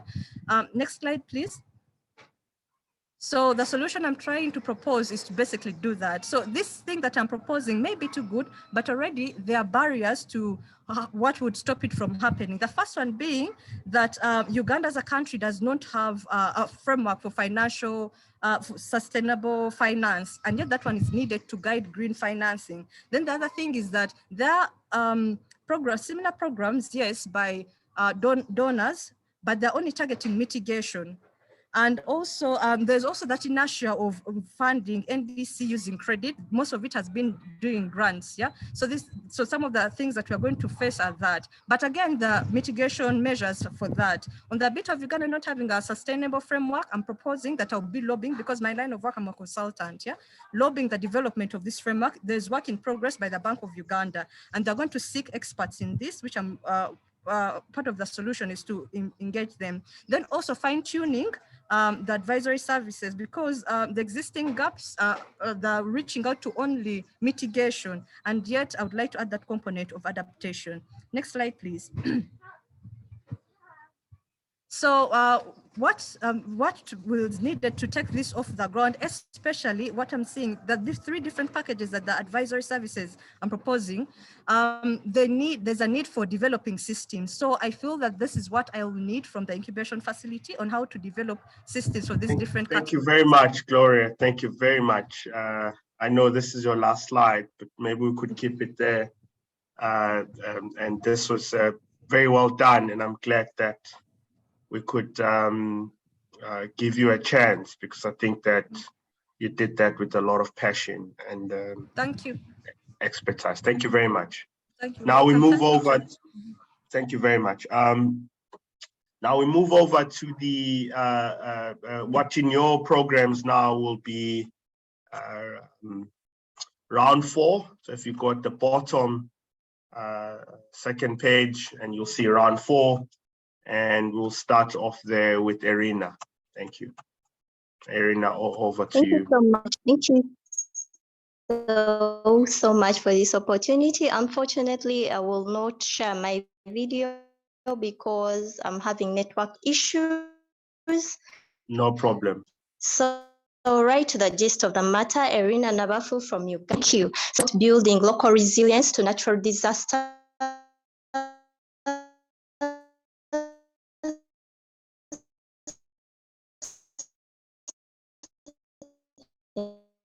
Okay, we have another challenge here. Let's please switch off our videos. Sorry, Irina, we are struggling to hear you. Mount Elgon area. Next slide, please. Sorry, next slide. Sorry, Irina, please start. Am I having a network issue? Yes, we didn't hear anything you said earlier, so I'm going to give you another chance. Oh, yeah. I hope my network can behave. Yes, that's okay, much so better. the problem in this, thank you so much. So in this case, the project looks at building the local resilience in the Mount Elgon area. This is an area which is one of the oldest solitary mountains in East Africa. The main issue is that we've been having floods, landslides and floods for decades. And we had the most recent one occurring towards the end of July. And in this case, associated problems to landslides and floods include deteriorating water quality and a loss of lives. These landslides and floods are caused due to the over-cultivation of the rich fertile soils in the mountains, and also partly due to deforestation. So the solutions, I'm going to provide integrated solutions to these problems. Next slide, please. Next slide, hello. Yes. So over there, you're looking at a table that has problems, a solution, the target stakeholders, and how the solution will be sustainable. The first is a loss of lives. We all know that early warning systems are really expensive. So the solution to the loss of lives here talks about training the people on early response to disasters. And the main aim is probably building a monitoring human network, probably upstream and downstream, because indeed the locals know what is happening to their environment. For example, they can tell when the water levels go up. So that this whole thing is just to build a monitoring network where in case of any issues, there can be communication, and then we can have fast evacuation of people, hence saving lives. How do we ensure that this solution and all other solutions are sustainable? Monitoring and evaluation will be conducted. The second problem are the landslides and floods. The solution here is tree planting. If we have trees, we have farm soil in the ground and we're having less erosion. The target stakeholders here, the natives themselves. Next slide, please. Hello. Yes, thank you. So now there's also deforestation. Deforestation is one of the reasons why we are losing vegetation. The solution is to introduce solar for cooking and lighting to reduce pressure on the trees. The target stakeholders are the women, because I mean they use the firewood the most, the youth, elderly and disabled. And then the last solution, because we have erosion into the water, the water quality is deteriorating. The solution here is rainwater harvesting. So how do we make sure that these solutions are sustainable?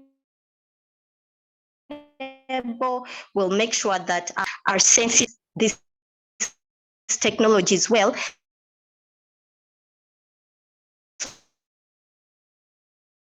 to make sure that We are losing you contract of again maintaining now, this Irina. technologies for bulk weaving testing. We work with partners like the dish. Thank you so much. Thank you so much. Irina, we lost you a bit there, and you still have a minute and a half. Do you want to do the last slide? Oh, no. Okay, so in short, okay. It's just the Can I last summarize? slide. Can you Thank hear you. me? Yes, yes, we can hear you in now. short, I have all these issues. We're having landslides, which is an issue. We're having a loss of lives, which is an issue. We're having a deteriorating water quality. So I'm providing solutions. And in this case, we have our target stakeholders, mainly the locals, the women, still within the locals, the elderly.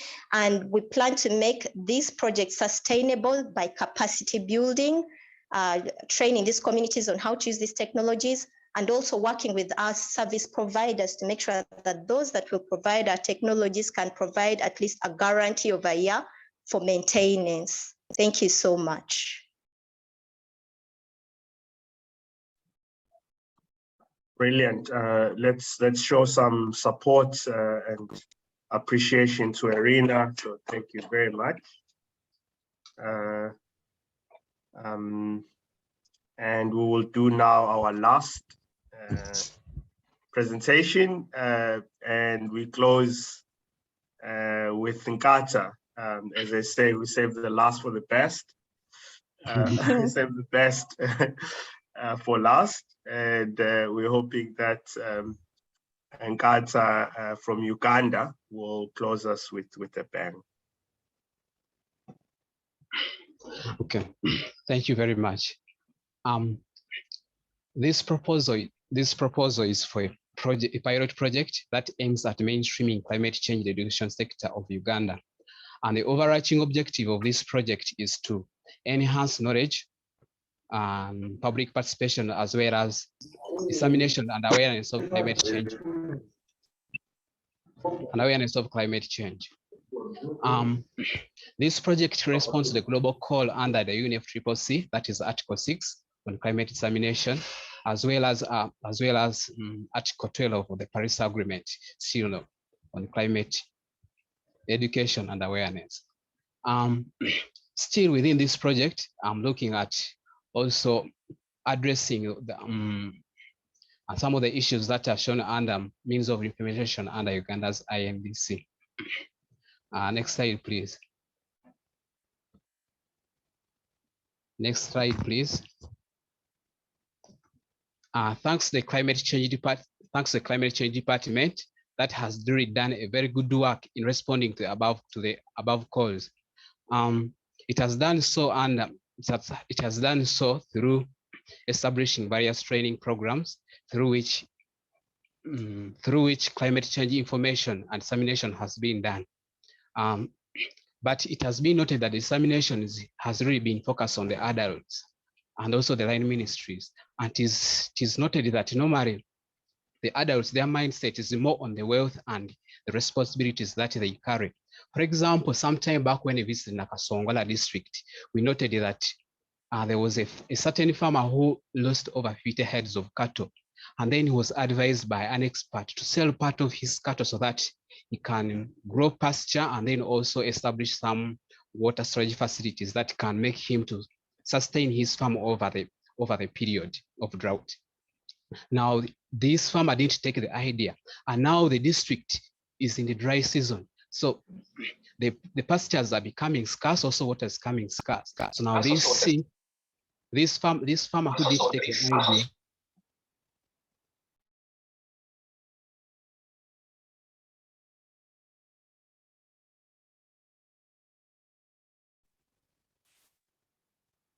Gata, we've lost you.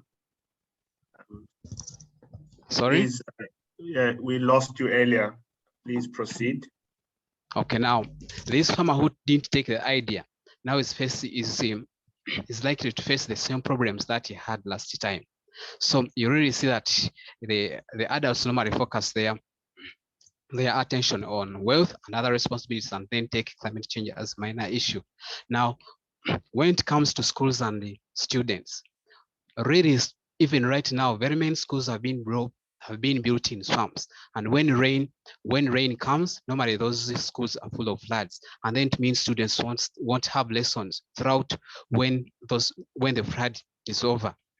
And also very many schools have lost their buildings, especially those ones that are built in swampy areas. Students have dropped out of school, especially those ones whose parents depended more on agriculture. When it comes to drought, the income reduces and then schools students get out of schools. So really, this climate change dissemination really needs to be enhanced. To address these issues, it is proposed that the overarching solution, it could be mainstreaming climate change in the education sector, whereby if we all know that schools are collecting centers for students from various communities. So if these students are trained within school, and remember at school, those students are really eager to learn. So the climate dissemination and trainings that will be given those students, they will easily be taken up. And then also those students can make some innovations and also eager to implement some of those innovations. So when they go back to those communities, they can act as focal persons and also resourceful people who can give advice to their communities and also the parents on how they can survive different weather patterns. So I already see that climate change mainstreaming climate in the education sector could be a very good opportunity for disseminating climate change among the communities. The next slide, please. The project will be implemented under various work packages. For example, under work package 1, I will introduce the project to the stakeholders. Those will be schools, and then the various stakeholders from various ministries, especially the climate change department, to give us a go ahead and also to show them how the project will move on. Then under work package 2, I'll look at vulnerability assessment of the schools. So me with my team shall carry out some vulnerability assessment of some schools in Nakasongola district and Wakiso district, so that we really have a baseline where to start from. And also the results from this vulnerability will inform the policies. Under work package 3, we are looking at choosing a model school. So we shall choose a model school from one from each of those two districts, Nakasongola district and Wakiso district. So Wakiso district was chosen because it will give us. Thank you very much, Kata. Sorry, unfortunately, we've run out of your time. So I would like us to give a round of applause to Kata, who I think that closed us with a bang. And we can see the team, the project team that you've put together, Kata, and all the efforts that you've put to make the presentation look aesthetically pleasing as it was. I will, without any further ado, hand over to the judges to make their final remark in this last round. Thank you.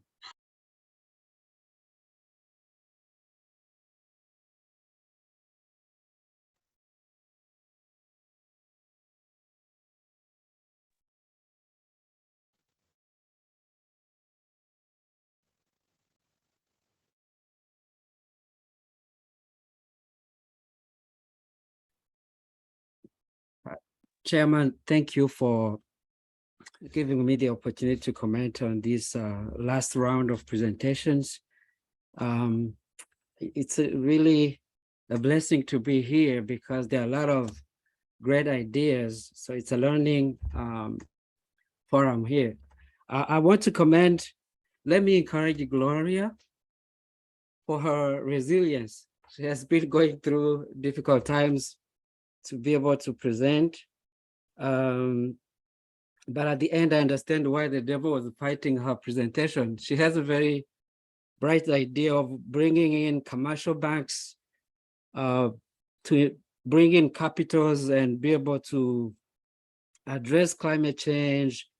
I see that as an opportunity to, create jobs and boosting the economy. So I think, as I said earlier, the climate change, climate finance is a thorny problem.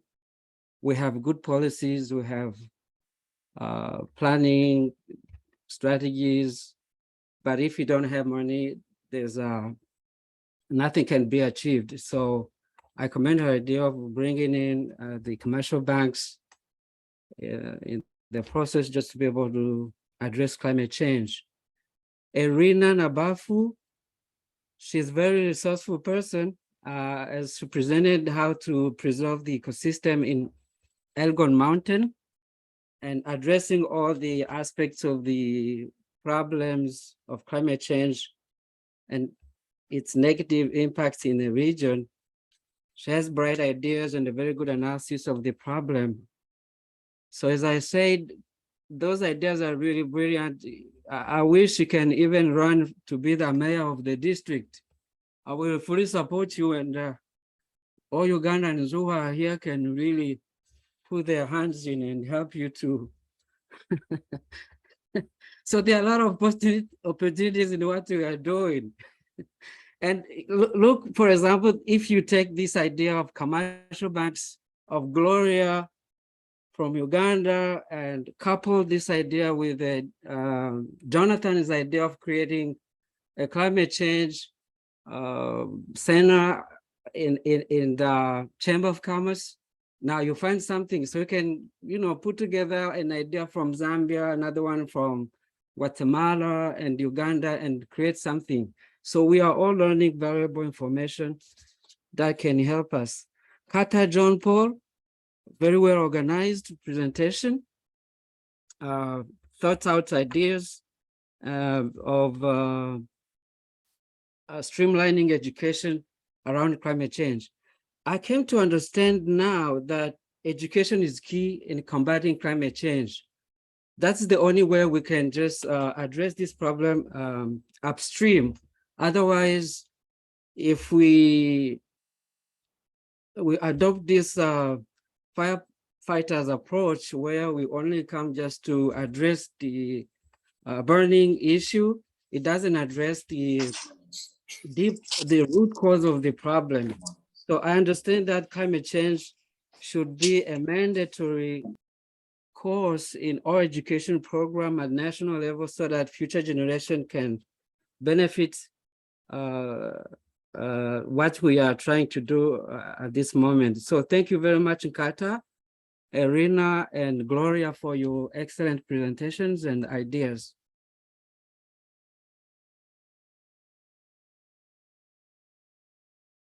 Thank you for those good remarks, Jean. Maybe just to go after the nice comment of Jean-Marie, I think there is nothing more to add to that. But just to thank the presenters that they did a great job. It was also interesting. I mean, Jean-Marie, you're very correct that it's a learning process, and to see this diverse, rich, different kinds of solution. Because the last set of presentation also was a different, a whole different ball game, which for me also was interesting to see. But I mean, it's quite interesting just to see how they managed to present it, and also the creativity that the effort they put behind the presentation. So thank you very much. These are very relevant solution, and also like Jean-Marie, you opened at the beginning. I think it is a competition. Some will win, some will not win, but never give up with your ideas because they are very brilliant. So thank you very much. Thank you so much for those very encouraging words, Emmanuel. That couldn't have been said better than that. Thank you.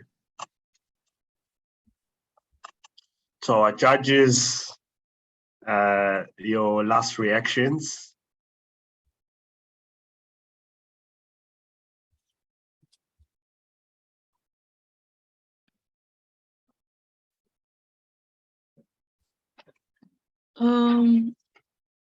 Like the other previous speaker has indicated, guys, that there's can only be one winner, and then or there can only be one idea that needs to be implemented. But through everyone who actually presented the thought process around their business model and everything, yeah, everything was well detailed, and then the way you explain it, even to us, to some of us who don't have because it was different business ideas, some business model, it's not from what we know, but the way that you guys went about it and explained it to us, we tend to understand. And the way that some of you answer the question from the judges that they posed to you, it was well to all of us as judges. And then yeah, and they made the best man win. Spoken like a hub manager, Ndibo. So thank you for those remarks and for your contribution as a judge and a female judge as well.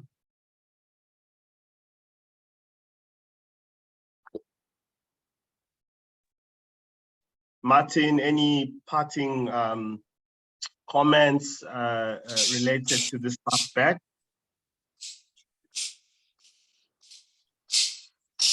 Thank you very much, moderator. Thank you very much, everyone who participated in this. First of all, I'd like to say that there are a number of areas, or most of the concepts had a lot of creativity, information. A number of areas were also learning in some of those new business model concepts, and also the way the articulation of the candidates were actually very showed that they took a lot of time to make research and also come up with the presentation or the summary of the presentation And also we would like to appreciate the team that actually modeled the team to up to this level. It's actually very important, and we would like to see how we can push this forward, like the rest of the judges have already said.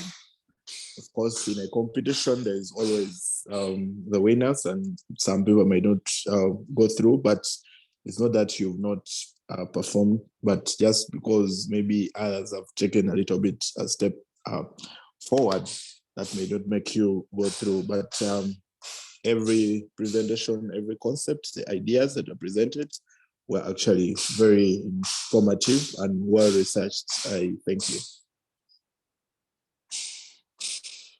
Thank you very much, Martin, for those remarks. I would like to, as the coordinator of this initiative, I would like to really thank everybody for showing up. And sometimes we get very technical about climate change solutions and SDGs and all these technical terms, but I think that Africa must first show up. We must first show up in things like this. We must first show up in innovation competitions, and all of us with expertise to encourage the next generation of climate change innovators must also show up. And to the extent that everybody here did that in various capacities, on a Friday afternoon, I personally had a very long week, and I know that many of you would have experienced something very similar as well,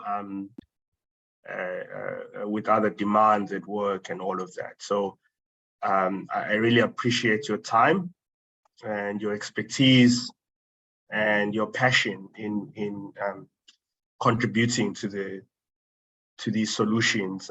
And I want to thank our afternoon stars. We've been working on this for some time now, and I also want to thank you for showing up. This is a very unique situation, as I think that pretty much everybody who attended the Solutions Lab eventually participated, which we know people like Nebo will tell you that if you run these things and you are training 20 people, usually maybe half of them will even submit, make a submission and compete.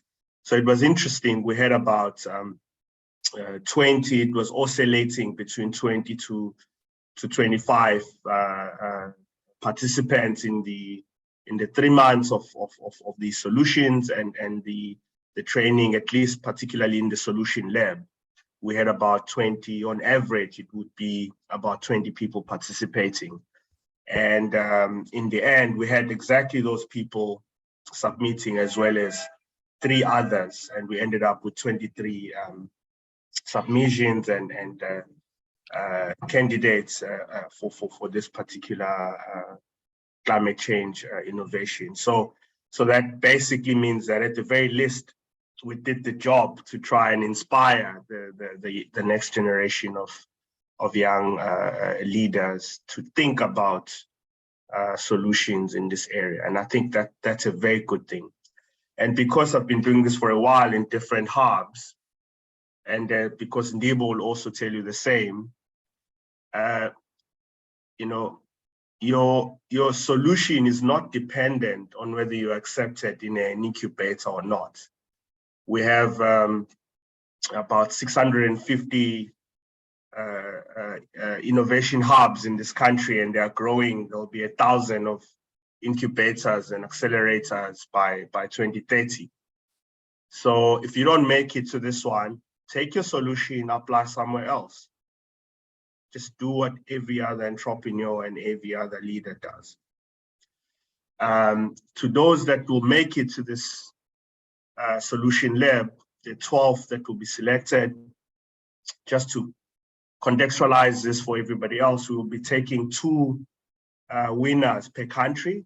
And this project has 6 countries, 4 in Africa and 6 in Latin America. So the Innovation Lab or the incubator will then have 12 participants from 6 countries. And even those that are there, when you are there, it's not a destination, it's a space to leverage networks, mentorship, and coaching, and some funding. We are not giving a lot of funding for now in this particular project. And as part of incubation, if we do our incubation very well, then we should encourage you to look for funding elsewhere. So this is just to say, this is a journey that doesn't end for those that don't make it here. And it's a journey also that is not a destination for those that make it in the lab. At the end of the day, as an innovator, it's your prerogative to resource your initiative, to be creative about that, doing that. So I just wanted to, with those remarks, to say thank you for trusting the process, and thank you for showing up. I am going to do the right protocol and hand over to the powers that be, and that will be Sylvia and Margaret, if you're still around, to close us out as we wrap up what has been a 3 to 4 month worth of preparation. And I want to congratulate the team as well, Sylvia, Margaret, Jean, Emmanuel, and other stakeholders that were part of this journey. Over to you, Margaret. Thank you.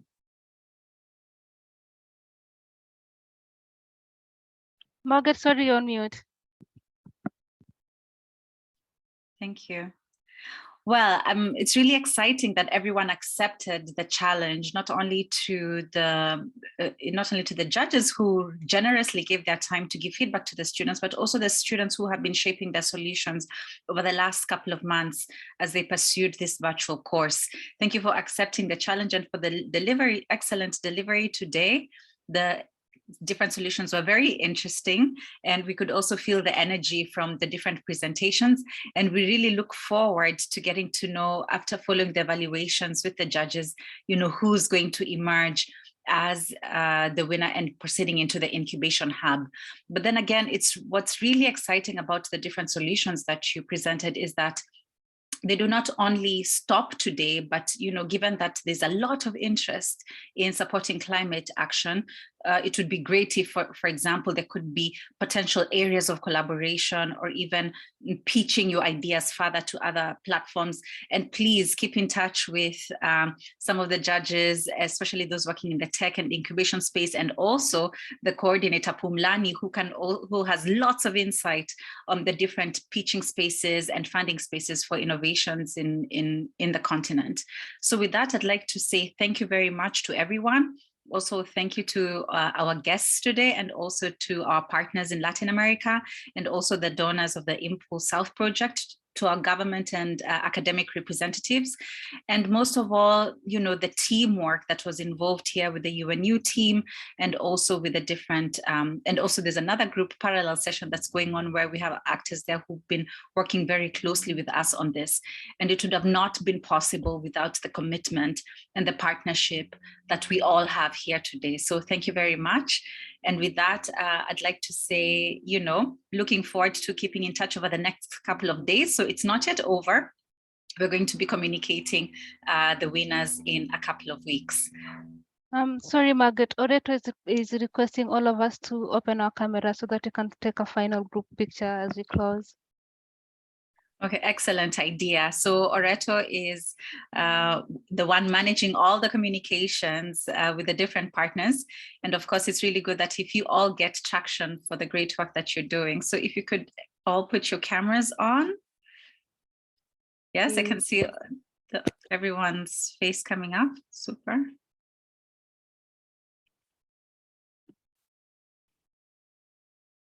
Okay, so I'm taking the first picture and then I would take another one. So please switch on your cameras.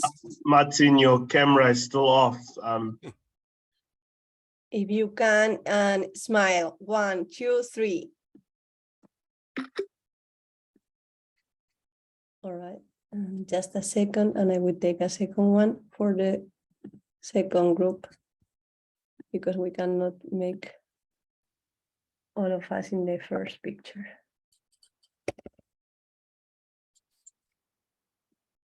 Okay, sorry.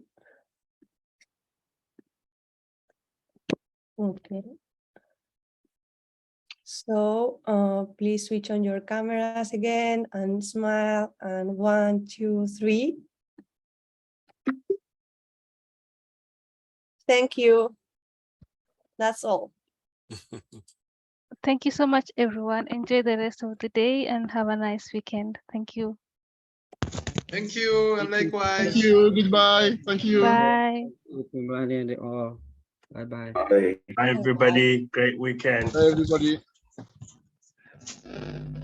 Yes,